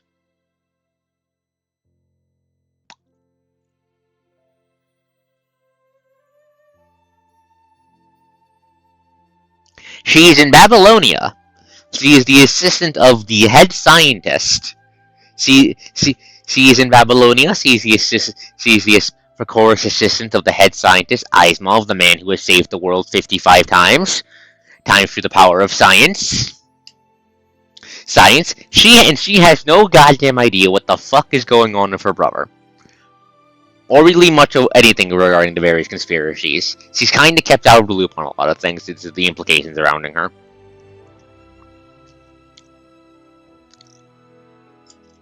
Let me dig up her name. Give me a second. I can't remember her name. Name off the top of my. I know it starts with an L. I just can't remember what it is. Yeah, exactly.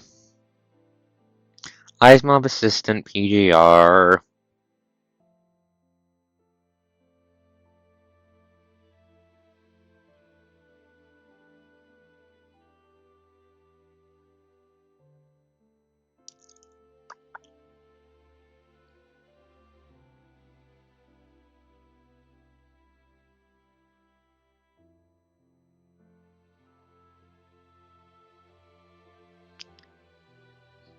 Give me a second.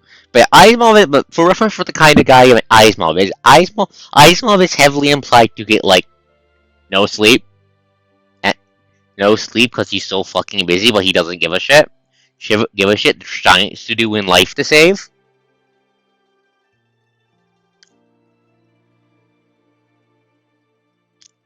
He's just kind of built different.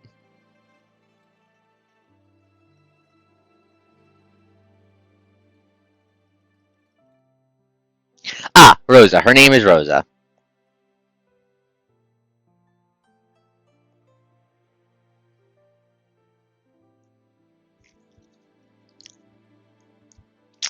Skill solution. Even in the age of autumn days, it's capable of producing any delicacy. These three cyclone chefs insist on hand making their food. Morning, what would you like? Stallone speaks to a customer stopping by and will lift a giant lift of a stack steamer, sending in a cloud of steam with meat and dough fragrance innuates the customer in the chute. Hello, who are you? You're cute. Who are you? Pretty. Who are you? You're pretty. Who are you? You're pretty.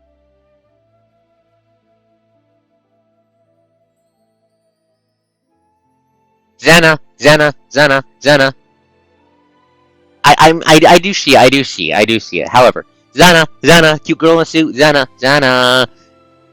Damn it, I see it, Oren. I see it, Oren.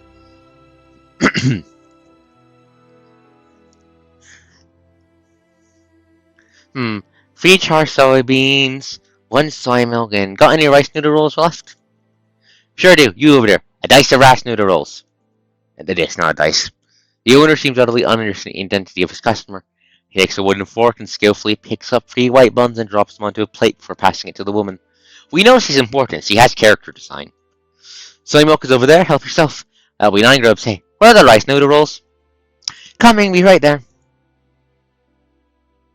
A boy also in an apron emerges from the back of the humble little stall and operates the drawers at the back with equal dexterity.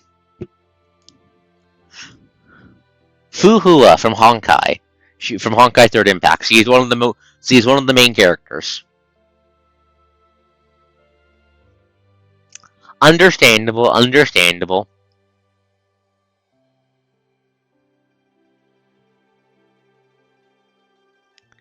I do not think twin is the right word to describe Senti.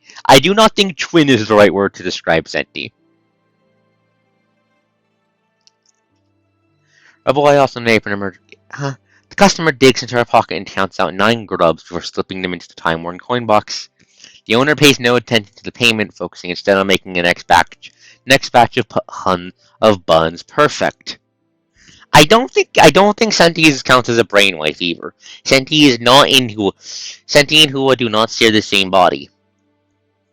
Like Hua made her one of the two made their own body after the first incident TM with Senti, which was a mess. She beat the shit out of Otto though, so all was good in the end.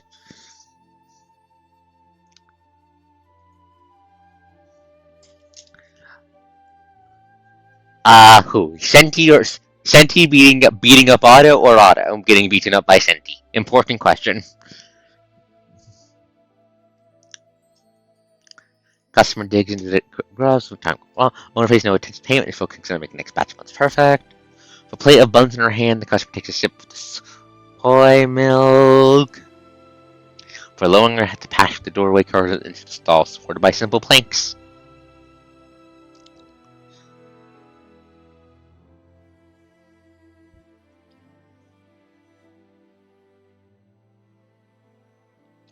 On the wall hangs a paper banner of the words, unimaginably delicious breakfast.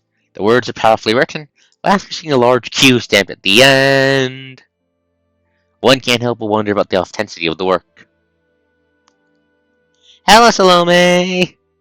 Understandable, completely understandable. I give you head pats. Who cares? No relevance when there's a bowl of illicit delicacy in front of you. It's almost midnight. The coast can't afford to be hungry.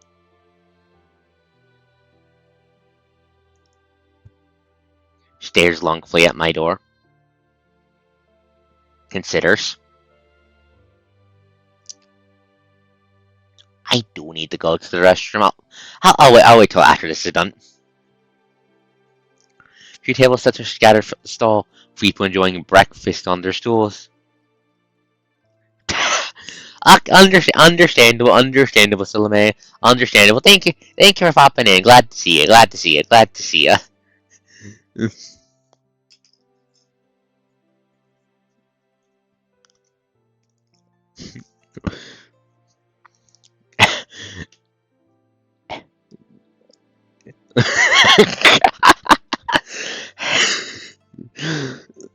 A few tables that are scattered from the stall, people enjoying breakfast on their stools. The new customer pulls a stool over observer and sits down by the last empty table. Here's your rice and rolls. The boy slowly puts down the plate of food before disappearing back into the kitchen. Time is of the essence when making this vessel. Root from the heated tattoo late and to get dry, and you end up snowy slice less than perfect. You steam it for longer than a minute. Taking it out from the steamer, cut the sheet into strips, adding a blend of soy sauce, and you have a dash of simple rice fragrance, topped with salty spices, one of the best delicacies in Kowloon. This is making me hungry, damn it. Let's give it a try. This is exactly what I've been looking for. A compliment for the food is a compliment to the chef, although the chef is too busy to listen to what he has to say. Marion also food next to the table, however, catches the heartfelt set compliment. I know, right? Breakfast here really is one of the best. Great, it's been too long since I've had a wonderful breakfast like this. Looks like you're not from around here. You ordered quite a lot of buns and rice noodle rolls and all. Oh, well, I just got back after a long night's journey.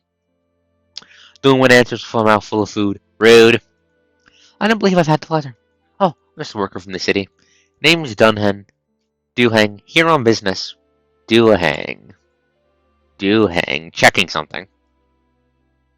That is a bird. I'm pretty sure it's a bird name.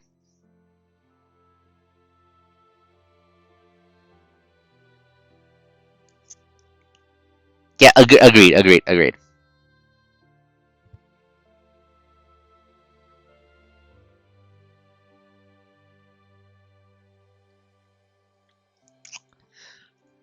The man looks at her by a smile and points to a cling with his chopsticks. I've been away for many years.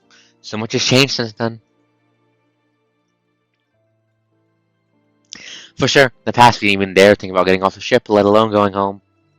Work might have become a little tougher, but life is much better now that I'm back with the brothers. Did you used to live on the Niter?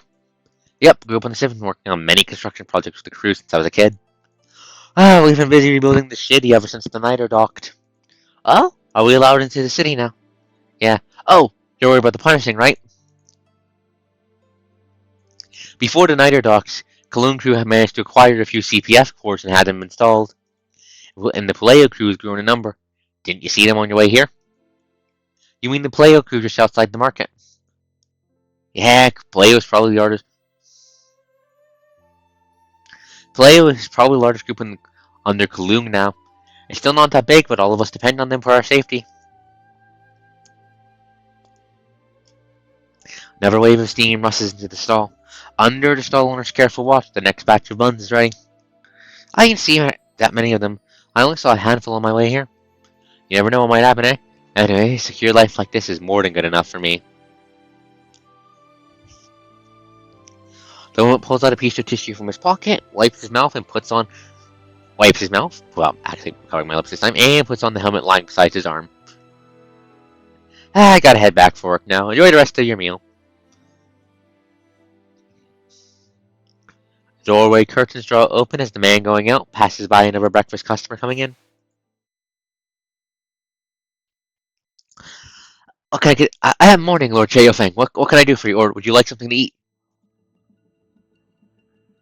As the word Cheofeng comes out of the stall owner's mouth, the rest of the stall tense up, save for the woman in the suit who just came in. Don't mind me. I'm just here for a quick chat with someone. Got it. Do make yourself comfortable here, then. Cheofeng finally draws straight open and enters the stall. The other customers suddenly seem in a hurry. They quickly finish their food and rush out. Till all that's left of the lively stall is the crackling fire from the furnace, sound of flowing water, and someone chewing. Why is this on his mask? Why is the creepy smile on his mask?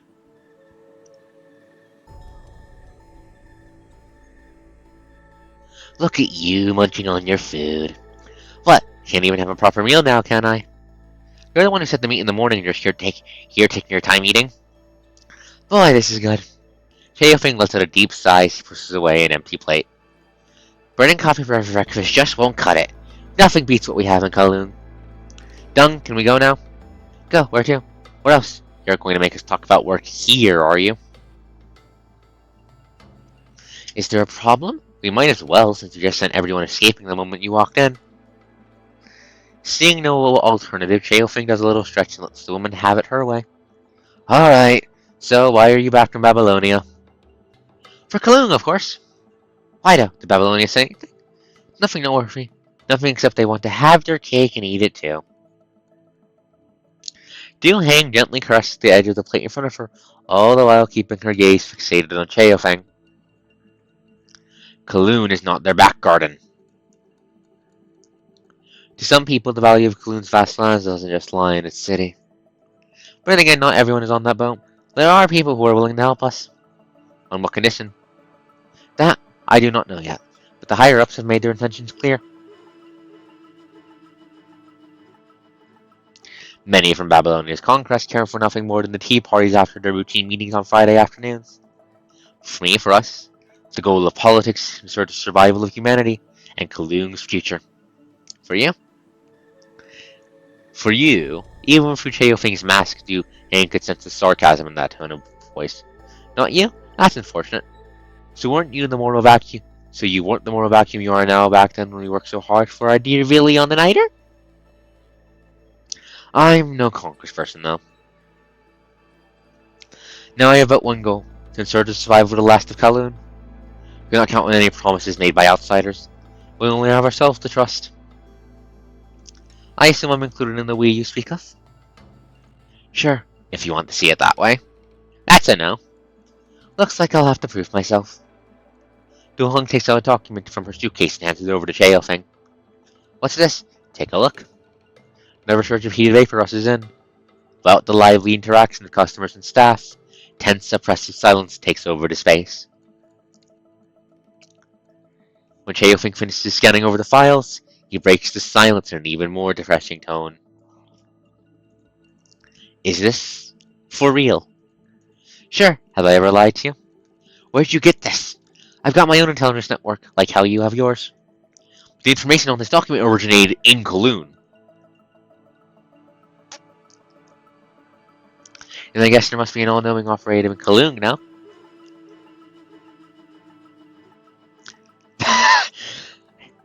Do you even believe what you just said?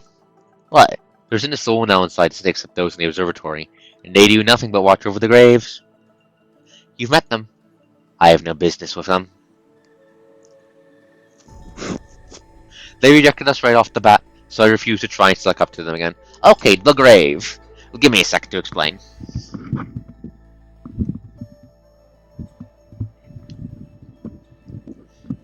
So, Q, the actual Q's plan for surviving the apocalypse is very, very simple.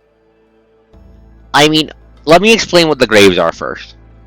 So the project, called Tabula Akasha. Are you familiar with what Goddess Raimanagad wanted to do due to humanity and fate? Are you familiar with that?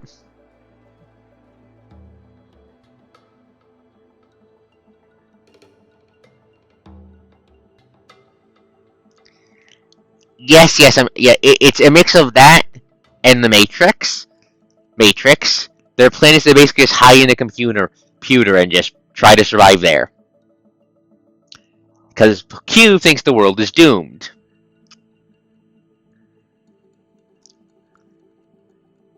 Yes. The only good thing is that he's not interested in forcing people into it. But it is an absolutely horrible plan. Yes, the punishing virus infects machinery.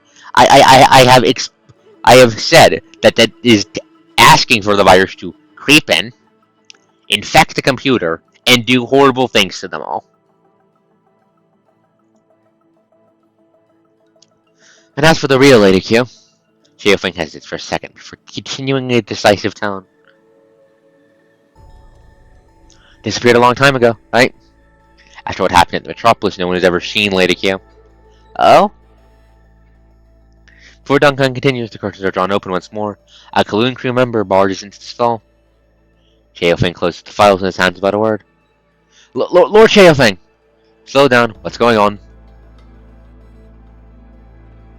Also, yeah, they're either going to die suffering, or the punishing virus is going to grab their minds, and shove them into a blender, and use that to make a new monster. The crew member casts his glance at Duncan across the table and swallows his words. Don't mind her.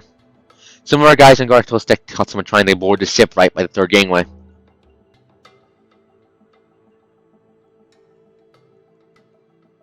That happens every day. What's all the fuss? Question them thoroughly, let them walk through if there's nothing suspicious, just toss them out if there is. That's what we usually do, but this one's a bit tricky. Said her name was Hong Ying. Got no identification. Questioner, she just wants to see someone by the name of Yo-Yo. Hong Ying. Where have I heard that name? Who's that? Someone you know? Not exactly, more like someone else familiar, but I thought she was dead. It's not uncommon for someone to come back in the dead in Kulung folklore. Sure you believe in God? Actually, I don't. Anyhow, I'll go deal with you. And you, take this person down with the Niter's Orlop. Doesn't have identification either, so go and get her registered first. Once you're down on the Orlop, just follow her orders. Understood. Suffocating moisture once again fills the empty little eatery. I think that should make me one of us now, no? God damn it, Hong Ying.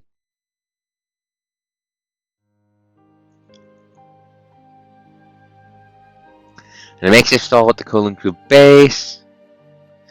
Hong Ying is staring at the end of a pole that was rusted from a lack of maintenance.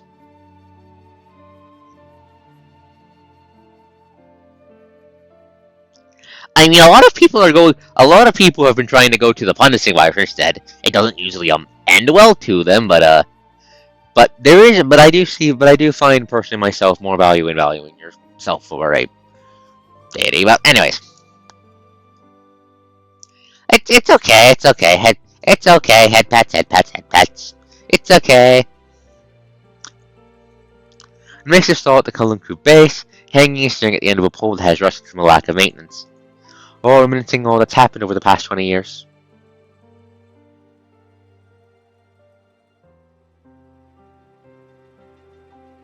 Kuro!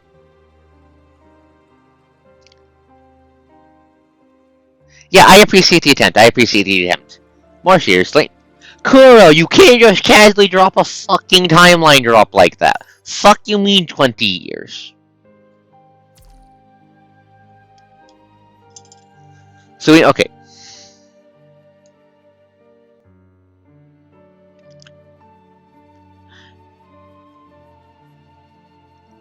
We know the rough order of events. We don't know the fucking timeline. 20 years? So we know the virus has been active for at least 20 years, which tracks. Since it's forgotten, Kefir missed the world of turmoil. People gathered like a group of zillion ants on the ruins of Kowloon, rebuilding a life for themselves, all the while unaware of what the future might hold. The heavy metal door opens and closes as Xiaofeng enters the room, cutting off Han Ying's train of thought. Hello. Hi. The awkward exchange of greetings entails nothing but awkward silence. So, you're Han Ying?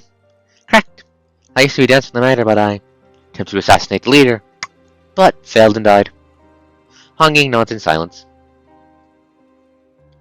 At upheaval 20 years ago, Han Ying's attempts on the life of Viola, or Lady Q. Yes, there is one funny little wrinkle about the catch. The virus has been evolving faster? Question mark. Since the Ascendants took in the scene and started feeding that thing and started being a conscious hand driving it.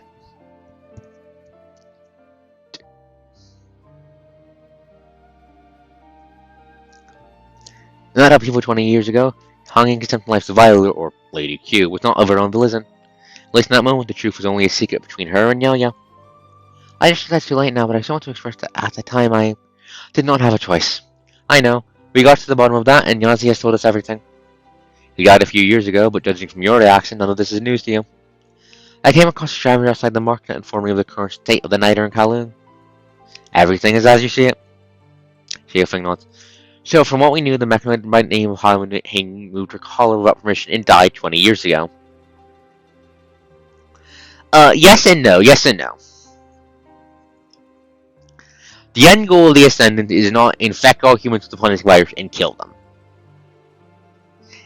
They have if they wanted to kill everyone immediately, they would have killed everyone immediately by now. Now the modern form of the virus has enough power that if it mobilized to an actual true war footing, humanity would probably die. The goal of the Ascendants is to maximize how many Ascendants are made before humankind dies out.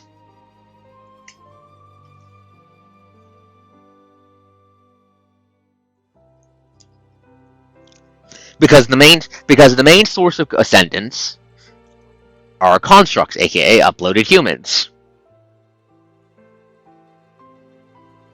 One of the Ascendant sub-factions is even explicitly researching non-construct uploading because there's a funny material involved in the construct process, and not everyone is compatible with that material. Of course, they're trying to use the punishing virus for it instead, but that's kind of their faction's thing.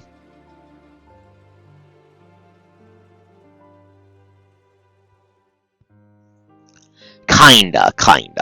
The Ascension network they're connected to is strange, and we still don't know much about it.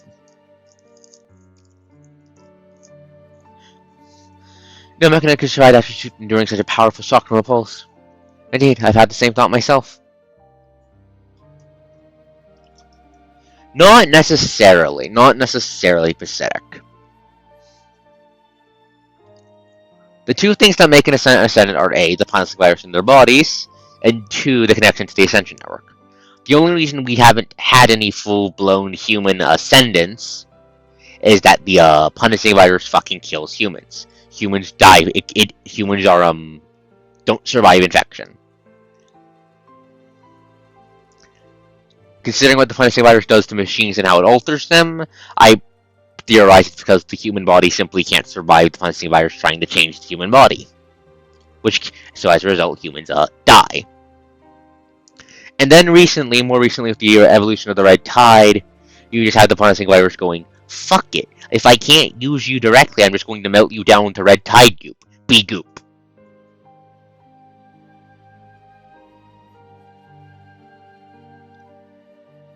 We don't know that yet. We don't know that yet. We don't know that yet.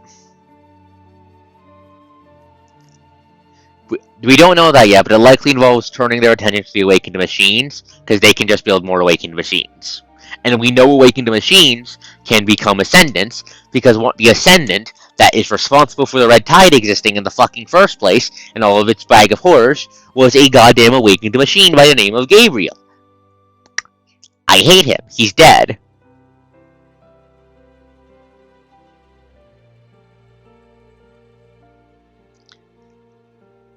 Indeed, I've had the same thought myself. I've seen been adrift in the dream since I attained to. I was recently awakened by my companions. Companions? That is besides the point. What is important is that I am the same hanging. He noted Xiaofeng knows the hanging is withholding some information, but decides not to press for it. Anyway, I'm not at all interested in how you revived.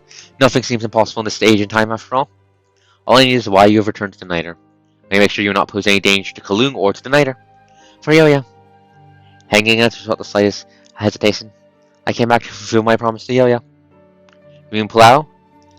What, Yoya has become Pulau? After these assassination attempts, he was accepted into the Dragon Children. She secretly let you off the safe after incident. Well played. Well played, but I never fell for that. I see. Square C now. She's not on the Niter. 3 days ago, Puleo led a team in the mountains northwest of the metropolis is yet to return. Wait, what? They went to investigate the recent appearance of Kalung residents, but vanished themselves. Shouldn't you send people over there to find out what's going on?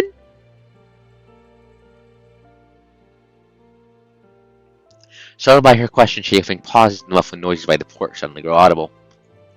You don't think I did? Everyone I sent after them disappeared without a trace, too. We would have loved to do more, but I can't put people's lives on the line where life here on the land grows in size by the day. Hinging cannot guess the expression Xiaofeng is wearing behind his mask. The past, being on the seas, kept one safe from the punishing virus. Yeah, because the virus doesn't do shit in the ocean. It's probably Ascendants. It's probably the fucking Ascendants. When in doubt, blame the Ascendants. Or Kurono, the fucking evil Black Ops mad science mega corporation. But they're fucking around with the punishing virus and want to make everyone Ascendants anyway, so fuck them.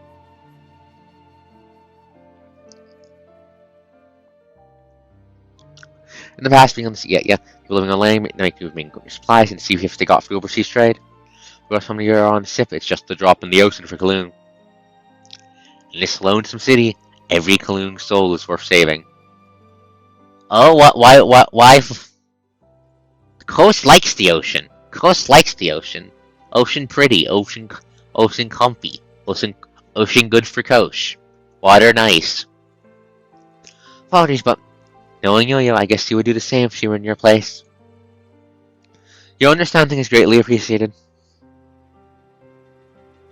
To be honest though, you're part of why she left for the mountains. What do you mean?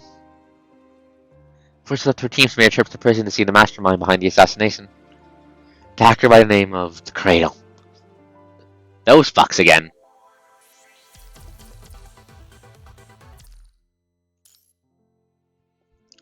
Okay.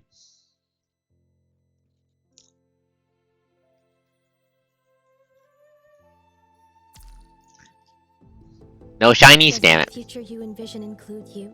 The one I hold so dear? Commandant? Yes, Lucia. Head pat, head pat, head pat, head pat, head pat, head pat, head pat.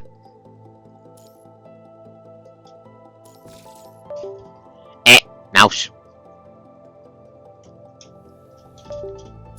Controller, did you just eat yourself into the Shadow Realm? God fucking damn it. I know you hate me, Gravity. You don't need to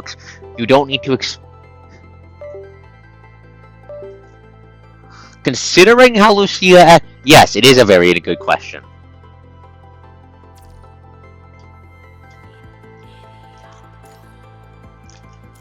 I'm going to point out that this is the girl who, in the Kalung War, loaded herself into this experimental frame, despite being told, if you go in this, it's going to frag your fucking mind, and when you wake up properly, you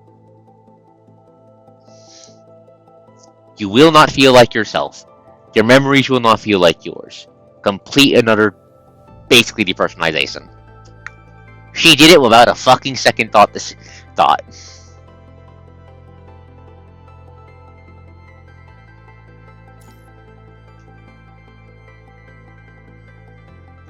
I do love the plume frame though. It's so fucking pretty. I mean, she was able to recover, yes, but it did greatly change her. But no, I love this frame. It looks so pretty. It also has some very pretty skins for it. This is my personal favorite. Watch what happens. Watch. See, I love this one. This one's my favorite.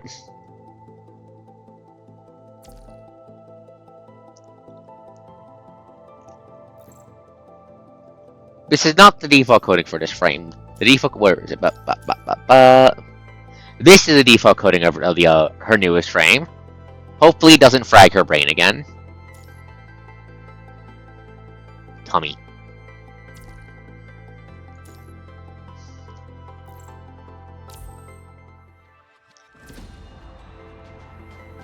Wait, did I forget to fucking do Reverie for Whale? God damn, I just realized I skipped the fucking chapter on accident. God damn it, I'll do that later.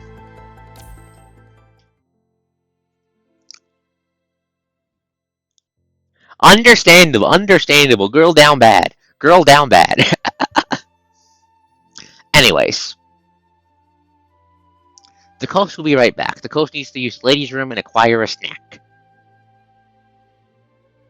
So, be right back. I send a hug in your direction, but Coach will be right back. Coach just needs to grab food and use the ladies' room.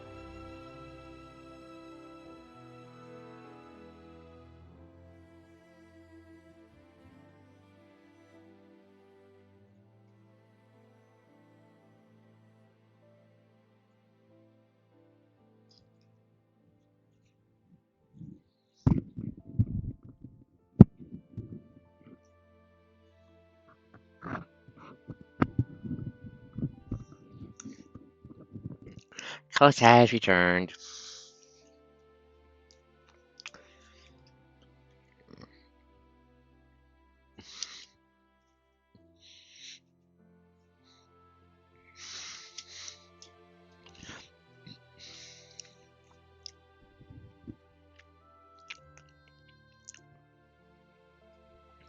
Let's clear the backlog and dipped in the pool. I I'm not sure if you should be dipped in a pool for 5 hours.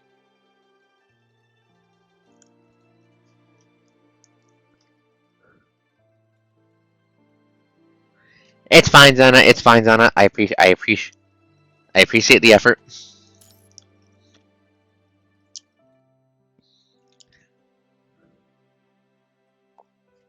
Well, I just killed it, so anyways, it's fine. What do you mean it's fine? I'm pretty sure bad things happen if you stay in a pond for 5 hours.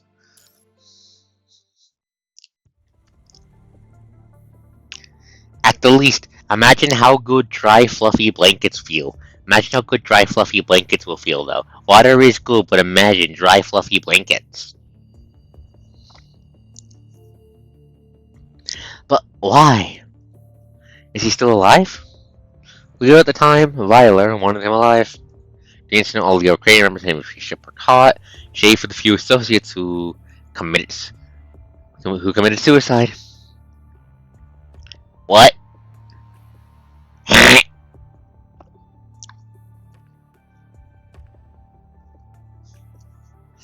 I'm going to flood your DM. I'm going to flood your DMs with every single concern emoji I have. Please, please, please.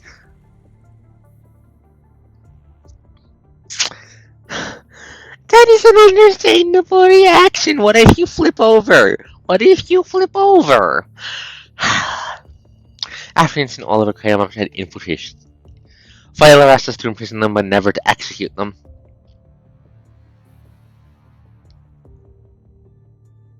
It's been almost 20 years now, and the leader, the hacker, is still alive. Why did Viola spare them? We can't be sure, but after their involvement, they openly confessed to Palau and use involvement.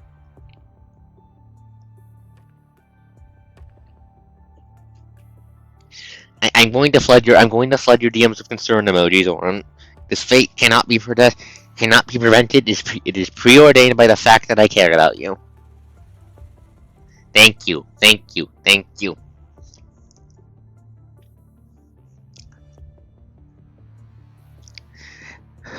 Thank you for taking care of yourself. Thank you for taking care of yourself. Thank you. We wouldn't have believed your identity so easily had he not been so forthcoming about the truth. A few knocks sound for the doors left ajar. The visitor swiftly whispered in the Tailfling's ear before disappearing once again into the shadows. The Cradle says that he would like to see Paleo again. It would seem that he does not know the payload is on the ship, but I can't guess his intentions at this point myself. Oh, you did? Thank you, Dwarf. Thank you, Dwarf. For revenge, perhaps?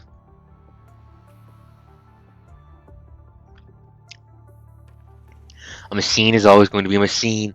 They exist only to fulfill humans' desires. Shut up, Eraserhead. You look like Eraserhead from MHA, and I'm using that as an insult. Shut up.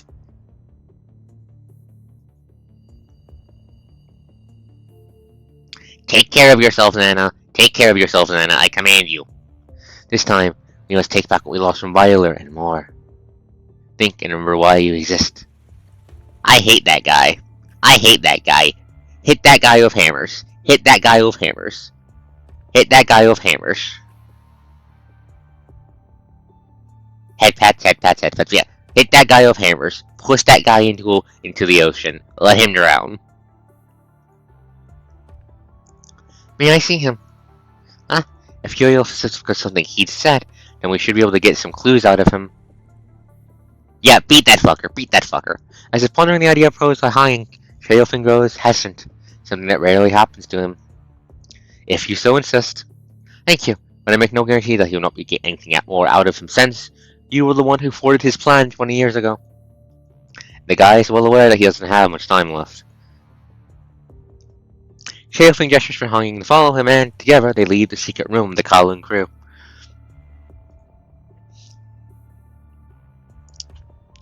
Just outside the room is a dim but spotless hallway. Giant words are written with red paint and you can just about see in the faint xenon light. Many parts of the part paint having fallen off.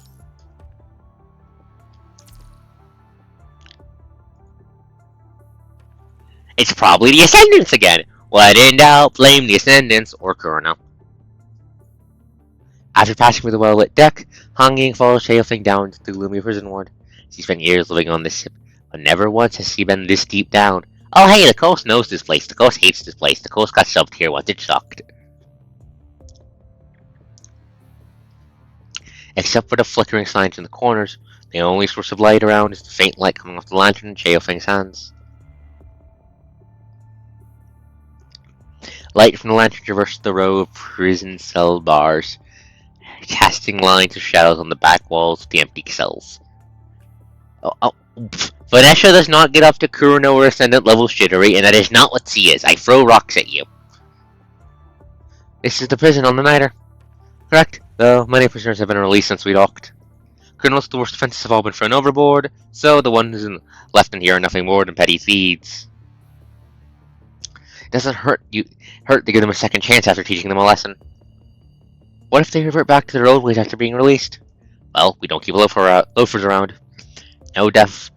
Yeah, no death for the dwarf. Dwarf is not allowed to die. The rock will hit you in this. The rock will hit you right in the ankle. Well, we don't keep loafers around. Not on the ship, not in the city, because it takes resources to keep them locked up. Better to give them a chance at a fresh start. Desperate times call for desperate measures. If they still have trouble keeping their hands clean, it won't be us dealing with them. The residents will personally kick them out of the city.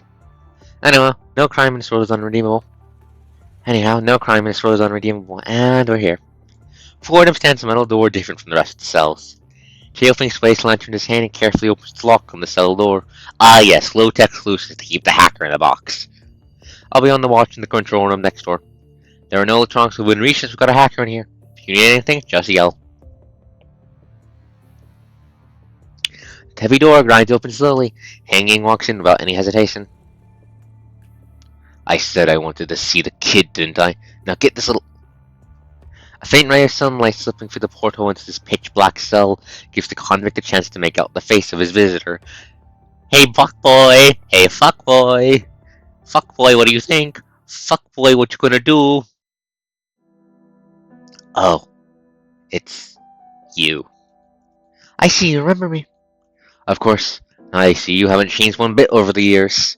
Hello, fuckboy. I'm going to grab you by the beard. I'm going to pull your head down and smash it against the wall repeatedly.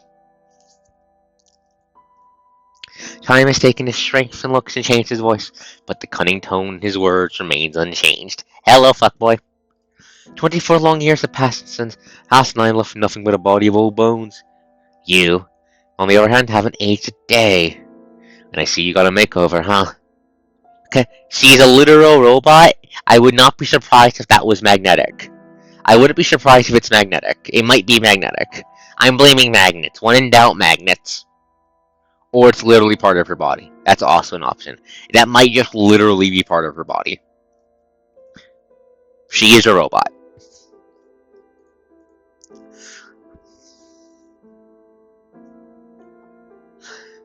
That is fair, Dwarf. That is fair, Dwarf. So I thought they would have thrown you off the ship. Not seeing you still here in one piece. I'm not here to chit-chat about the old days. You should know why I'm here. Huh? It's gonna mean the kid has left the ship. Ah. I heard that you told Viola and everyone on the ship what happened that day. So you tell me what exactly is happening now. Maybe there is still room for you to salvage. The cradle burst out laughing. Returns to a violent coughing fit. Takes a while for the cough to die down. Yeah, no, that's Hanging, not Q. This is Hanging. Q is smaller and less bustier. It has green eyes. Oh boy, did you chisel your own memory cell when you moved your collar? Salvage. There's nothing I should be salvaging or seeking forgiveness for. The only regret I have now is that I wasn't there to witness Violar's death. Or you can say deeply regret that I was not able to end his life with my own hands.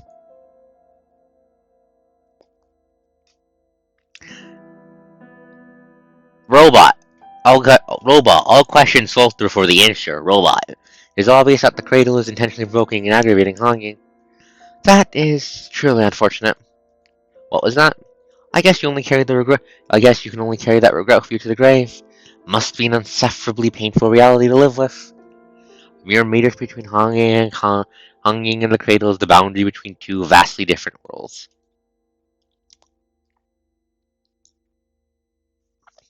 Honging still cannot discern the expression on his old face, which is concealed in the shadows, while he can see every detail in Hong Yang's, having been lit up by the sunlight beaming through the porthole. It was not an expression he expected to see. Interesting. Let's talk, shall we? If I feel like it, I might even spill the rest of the story and the girl's whereabouts to you. I'm not about to strike the deal with someone like you, Nero the Nighter. You don't have to, of course, but you will. We've got plenty of time. Honging clenches her hand slightly, which the cradle fails to notice. I heard that you led an assassination attempt on the leader Kalung before pulling another one on the Nighter. That's what we get paid to do. After considered Kalung, Vylur destroyed our organization, and for this, he still braced himself for the price of retribution. What goes around comes around. He's in hell, I'm pretty sure. Everything I have done on the grounds of justice, which is why I don't feel sorry. Vylur murdered my friends, destroyed my homes, and took everything from me, so fat chance I'm going to make peace with the guy. You're right. But the destruction of your organization was only a fair price to pay for what you had done. That was Vylur's revenge against you. Let me guess, you're not about to start lecturing about how an eye for an eye leaves the whole world blind, are you? You don't know that getting rid of your enemies once and for all is the only proper way to carry out revenge. Honging's reply sends the cradle into a bout of silence. Well, very intriguing. Never thought I'd hear words like those from that mouth of yours. I have died a long time ago had Vilo ever had your resolve, and you wouldn't have lived to suffer yet another day had we carried out our revenge. In a world such as ours forgiveness belongs only to those who respect it. I take it you're ready for your revenge then? We all know the dwarf wants dead. That is natural to the dwarf. You've hurt not just me but also people I hold dear, and for that I'll not forgive you. Oh, you mean that bastard cut the little girl 20 years ago? He was executed the day he was brought in here. Serves him right. So are you going to kill me now? Go ahead. You don't get a chance like this every day. A fitting act for two about the kill. Kratos shakes his head. On instinct, Honging sees his face clearly. Understandable. The disheveled pale hair and the wrinkly skin do nothing to divert one's attention away from the crazed grin around the corners of his mouth and the bone-chilling gleam in his eyes. Ah, and you think I can't do what you did, huh? What do you mean? Well, I'm not going to lay a finger upon you. Kratos freezes at his grin. Huh? I'm not a machine that lives for revenge. You are. Get this. You're dying a lonesome death with a heart full of regrets. And that is my revenge against you. Wonderful. Wonderful indeed. Kratos lets out a sneer. The noise of heavy metal chains he recedes back into the darkness. Never mind, I'm tired. Mount Huayu, 50 kilometers northwest of the metropolis. That's where she's heading. Is that a real mountain? Is that a real mountain? If that's a real mountain, I can do something funny. Give me a second. Please tell me that's a real mountain. Please tell me, Google, that's a real mountain. Please, please, please, please, please.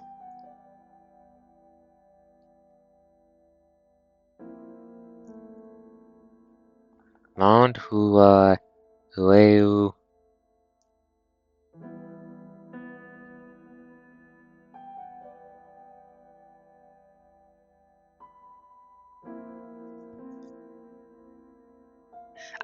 I'm quickly googling it. Yes, I'm quickly googling it. Yes, because I'm not tabbing off the PGR.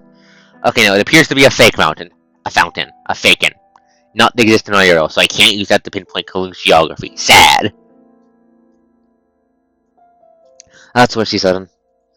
Right away. Ask a Kalung for a map and you'll find it. What business does she have there, though? That mountain is our last base. Girl continued to court that mountain, so I told her. That's all. Apparently, people disappeared in the vicinity, and that's why she went to look into what had happened. You know what's going on there? It is your base, after all. How many would I know? I have been in this lightless, soulless cell for 20 odd years without ever getting my hands on an electronic device.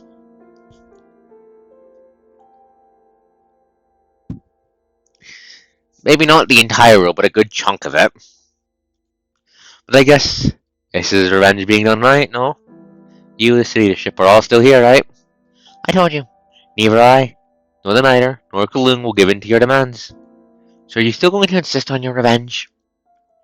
This time it is survival of the fittest. Everything warrants revenge. Ideas like that would only get everyone killed. But I'm no expert when it comes to what kids think nowadays. Keep in mind that I had no obligation to tell you any of this. This is as much as I know, anyway. Cradle lets out a few violent coughs before turning his head to gaze at a tiny porthole on the wall and falling into dead silence. Shut up, dwarf. The point is it would guarantee it if that became the mainline thought. Knowing that we will not get anything else out of him, Hanging gets up to leave. Time has yet to leave its heart-wrenching mark upon you.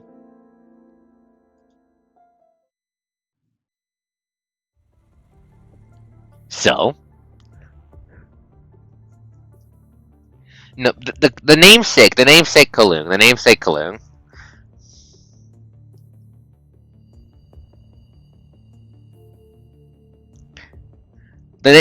namesake for Kaloon was a part of is a part of a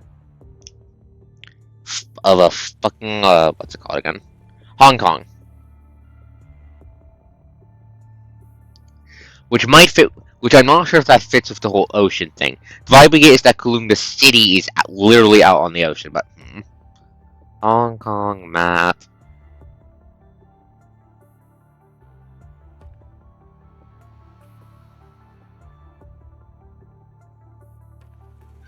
Yeah, no. Yeah, no. Hong Kong.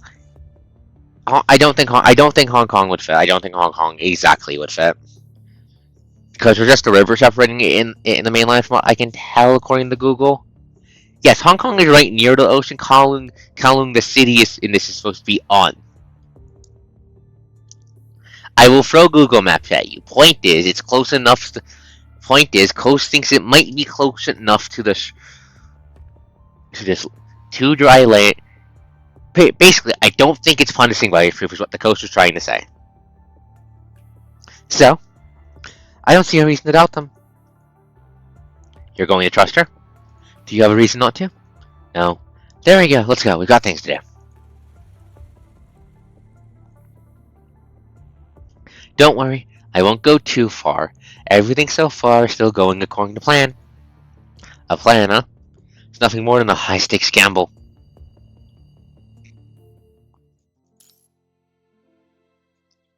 All in the cup.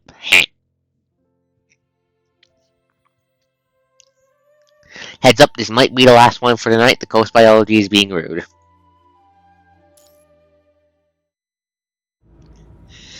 The elevator shudders occasionally as it slowly climbs upward, but the lantern remains perfectly still. Xiaofeng's arm is absorbing all the vibrations from the ground. Han Yang seems to have fallen to the veil of silence found with the deepest dark corners of the ship. Time is yet to leave its heart-wrenching mark on you. Typically, mechanoids have a much longer lifespan than humans. Mechanoids burying generations with their masters has been a common occurrence since the Golden Age. Death spares no mortals, not even one leading the healthiest of lifestyles. Time for machines, however, ceases at the moment of initialization. Perhaps they are only delaying the inevitable end. Death. Boot up number 001, Lord of Ireland, please assign a code or name to this device. Oh, that's hot. That was the beginning of time to her, as much as it was the origin of all that was unknown and unpredictable. Ever since that moment, the only mark time is left on her is the dark scar on her neck made by her collar. High electric current released by the collar is enough to kill any being that tries it. Though lasting for a mere second, the powerful pulse will inflict unimaginable heat and pain. Understandable, head pat. For humans, an instance of such pain simply means you turn relief from suffering. They will never again relieve that moment in memory. Out of instinct, she moves her hand towards the scar. Just before her fingertips reach it, she bends her fingers without touching it.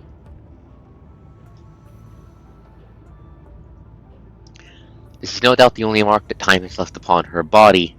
Under the formidable scar, however, time has etched other marks into her memory. That is, the grief and the joy, bitterness and sweetness, suffering and happiness of hers after the time that belongs only to her begins to flow. Then please, live. Let's live on together. Live on? We're here. Feng's voice disrupts your train of thought. The metal elevator gates open slowly, exposing the midday sun. Feng fiddles with his lantern to extinguish the light with wind before hanging it next to the elevator. You know your way around the night, alright? You're on your own from here out now. I do. Foxy has entered your information to our database, so you'll be able to move around the night including without anyone stopping you. The Nighter will not revoke any freedom it has granted. I imagine we both still have a lot on our hands right now, so let's part ways here. They exchange a polite nod as a farewell. After that, Hanging takes off in big strides on the bright, sunny deck.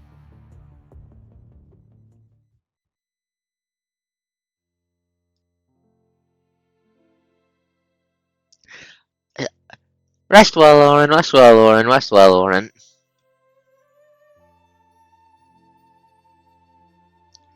I mean, they probably could, but it feels like I think it also has like sentimental value to her TM, so I don't think they would. Hanging, why do they call this street Silo Street? I don't see any big, tall silos here. That's because people from the ship used to store grains in the warehouses here, but not anymore. I see so many restaurants and foods. Sugar figurines! Do you want to go one? Do you want one? I have a few more grubs. Hugging, look over there. Someone's doing martial arts on the stage. Is there a performance? No, they're more like bodyguards. Where people hire bodyguards to protect themselves and their goods. Oh, you can make money as a bodyguard just by doing that? I can do it too then. Not quite, but you've got the right spirit there. Huh? I might be late by the time the performance ends. Market is still open. We'll come back through the street and get some snacks.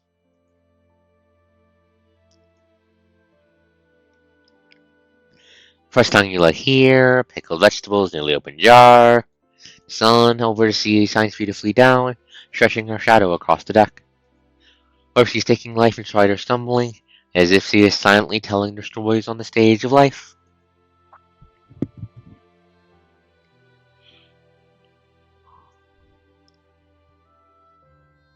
Big yawn. Huh? That little girl? Have you thought it would prove for you? It's no trivial sum with the materials, the frame, the modification fees and all. I will have it ready. Money is no object. Well, I know you're the headliner, but business is business. The meager salary you make is but a fraction of the total cost. I'll have it all taken care of, but do keep this confidential for me, please. That's just basic mystic etiquette. I don't need your reminder. Yeah, biology, bad. It's a bit pricey, eh? If you already snuffed remarkable, God knows if it's effective. I'll cut you number 20 since you're regular. 3,700, and that's as low as it gets. 3,500, it's all yours. The buyer shakes his head, but fails to contain the joy in his eyes. He holds the carefully wrapped item in his hands and leaves with a brimming smile upon his face. Miss, what can I get for you? We got filters that arrived just month. We got filters that arrived just month. We got filters that arrived just last month from overseas, top-notch guaranteed. Order delivery here, fine enough for the academic nobles, perfect for a lady as elegant as you. May I ask what you're looking for? Is the stall owner here? The owner, I am the owner. Something you need? I thought the owner was Mr. Jin. Oh, you mean, are you a friend of his? You could say that. Oh boy. See, you never know what's going to happen when your age catches up to you. Has he passed? Yes, 2 years ago. He left the stall to me before he passed. And you used to work here, right? Yes, sharp eyes you have there. Giant letters Jinmin's Emporium, written in gold, shimmer beneath the bright sun. Unnoticed by the passerbys, the worn-down wooden plaque underneath. So what would you like?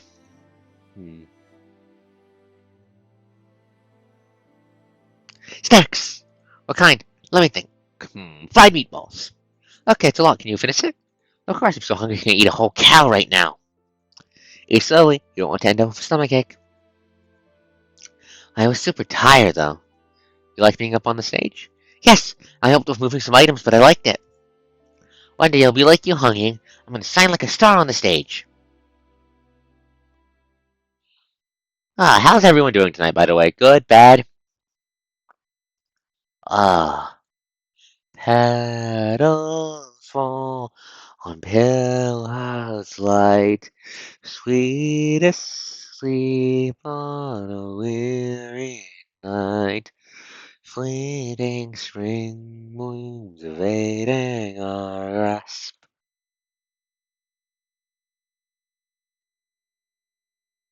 Summer leaves whisper, cicada calls like a raindrop cascade. A lone shadow remains. Bravo! That does sound nice. That does sound fun though. Dwarf, I need to do more wording. Wording is fun. Wind is stretching on a southbound journey. Autumn clouds, miles in gold, draping the heavens. Flames of reckless arrogance over veils of solitude. Misplaces. A yearning for winter's touch. I don't like that. Atop snowy peaks, snow dances as wings unfurl. Eagle soars with frosty mist. Center stage of the nighters at the end of this large deck. That was her stage. Leave this place, return to Kowloon. You have to find your parents. Hanging! Sorry, Yo-Yo. I see light to you. Don't look back, Yo-Yo. Don't look back. The key to this is to this chance that you can't look back. Sorry, Yo-Yo. I see is back. Utilize her discard, design, or retreat on the path of parting, life wandering, talents unrecognized. But UI, look back. That's right. Why? I don't know. Wings caught in a cage. How carefree the youthful spirits as wisdom silently wanes. So what did UI dance die for? I don't know. Clouds reach the lofty height, retreat to realms divine. My abode is found in heart's tranquil repose. You I have seen the past, correct? What about the future?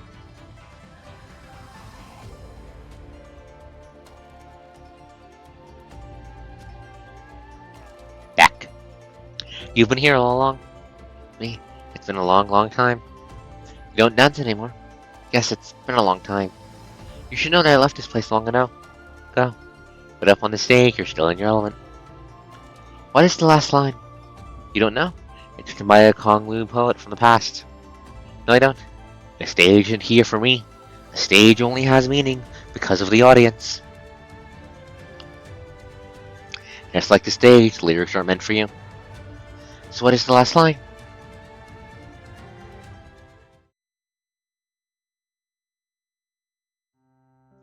The sunlight remains unwavering over the vast seas.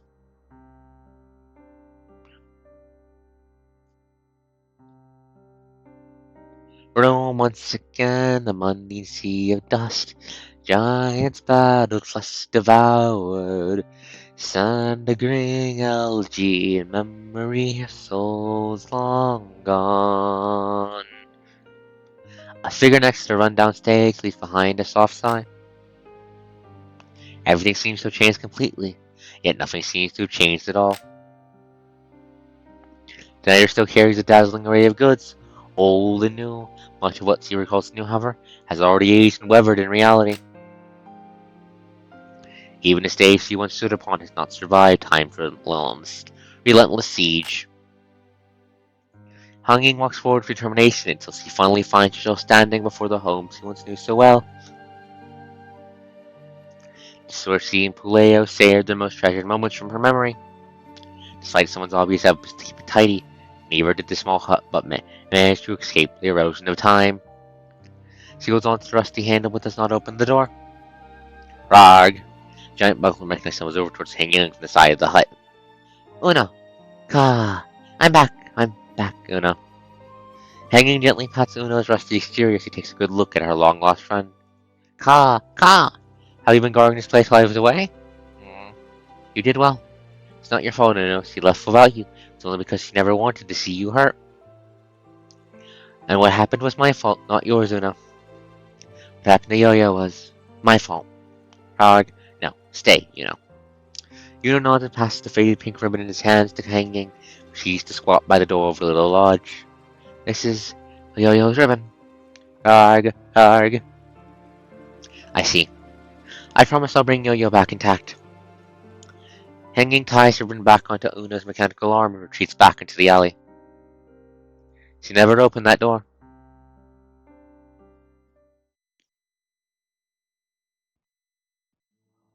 After bidding Una goodbye, Hanging immediately leaves the niter.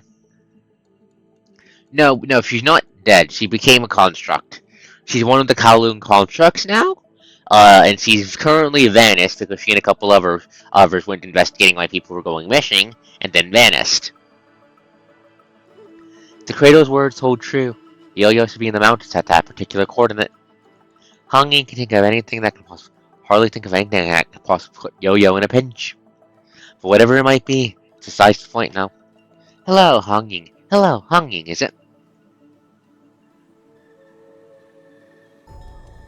A lady sitting comfortably by a table puts her tea down as she calls softly to Hanging, who is trying to squeeze her way through a market full of people by the niter. Weak and light to the point of almost getting drowned out by the noise from the market, her silky voice still resounds in Hanging's ears. Do you know me? My name is Du-Hang. I don't think we've met before. I don't think we have. They've had your name written down in Niter's history over 20 years ago, though. See? What's the matter? Hanging cuts the woman short. Something she rarely ever does. She doesn't want to waste another second chit-chatting about the past. Cheo Feng asked me to wait for you here to bring you up to speed on a few things. Here, take a seat. Du-Hang pulls a small stool out from under the tea table and pours a cup of tea for Hanging with a gentle smile upon her face. Thank you. So, how exactly can I help you? Trust me, this won't take long, but it sure will pique your interest. I'll get straight to the point. 2 things. First, the hacker organization by the name of the Kratos still exists. They're based in the mountain that old convict told you about.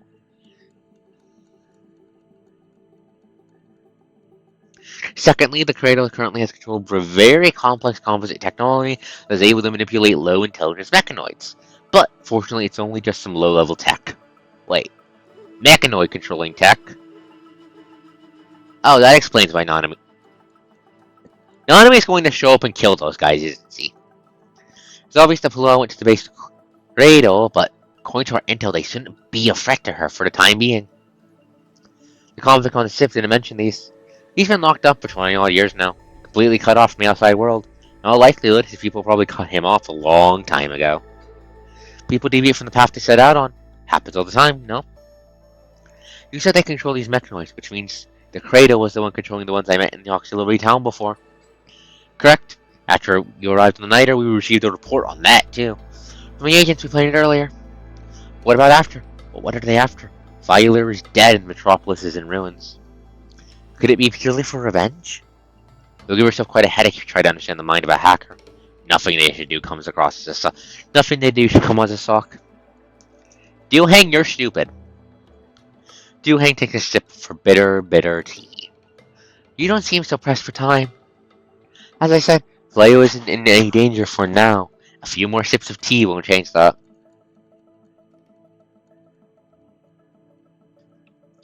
The cradle in the cell of the niter was as much of a frigid, sharp icicle as the woman in front of Hanging appears the calm waters in an ancient well. Hanging has seen all sorts of people in the niter. Most of the time, all she needs are a few words to figure out a person's nature and how to handle them. The woman sitting across from her now shows not a sign of what's going through her mind in those eyes of hers. Even if you don't trust me, you still believe in your sister. She isn't someone that just dies like that. Hanging noticed that Du-Hang seems to put a little emphasis on the word sister. Apologies if I offended you just now. Please continue. Du-Hang nods with a small smile on her face. Same, no small. What I told you just now is intel. What I'm about to say is Cheo Feng's request. He asks you please find Paleo and bring her back. Sure, that's already what I already intend to do, even without him telling me so. That's good to hear, but do keep in mind. Cheo Feng is merely making a request and not giving an order. Do keep the distinction clear. Request an order meeting. Chaofing knows how important Paleo is to the current Kaloon. Of course, see, he's stuck in a perfectly awkward position where he needs to take care of the needs of everyone in Kaloon, which is why he needs to keep everything in perfect balance. Anyway, he won't make his suit jump out with a frying pan into the fire. I'm just saying he's in a difficult position. Hanging is me understand what Dong Hung is trying to say. Not Dong. What will Kaloon do for us in return then? I'm simply a legislator from Babylonia, who happens to be from Kaloon, not a member of the Kaloon crew. I can't give you any promises. But Kaloon cares about the life of each of its citizens, including you. After Duheng takes another sip of her tea, Hungin grabs a teapot and refills her cup. You don't want some? It's only fine tea fannings, but you can't get his taste anywhere else. I've had plenty. This one wasn't worth much back then. It was the most ordinary tea on the nighter. Part of this is worth a fortune nowadays.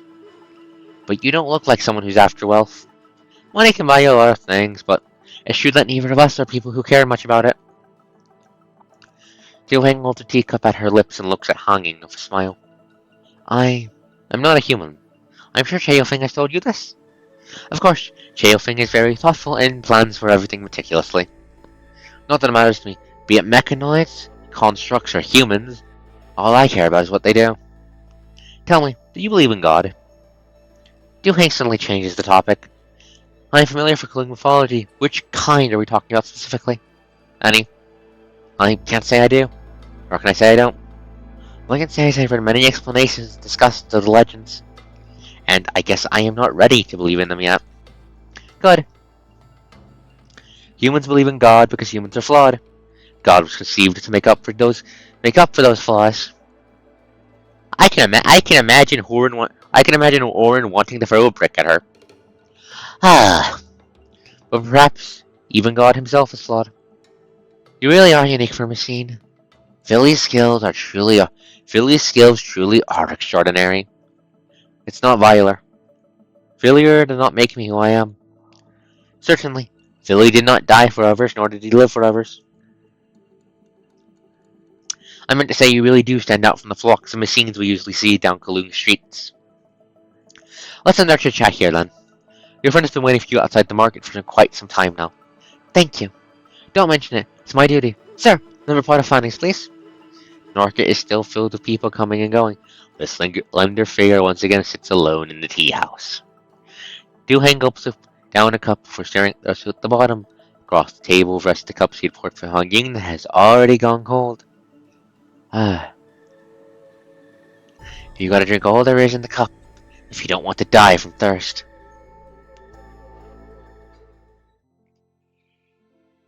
Okay, folks. I know this is going to be a bit short for a co-stream, especially for PGR stream, but I'm going to call it here for tonight because my throat is kind of killing me. My throat is kind of kicking my ass. I'm going to call it here for tonight, folks. Apologies.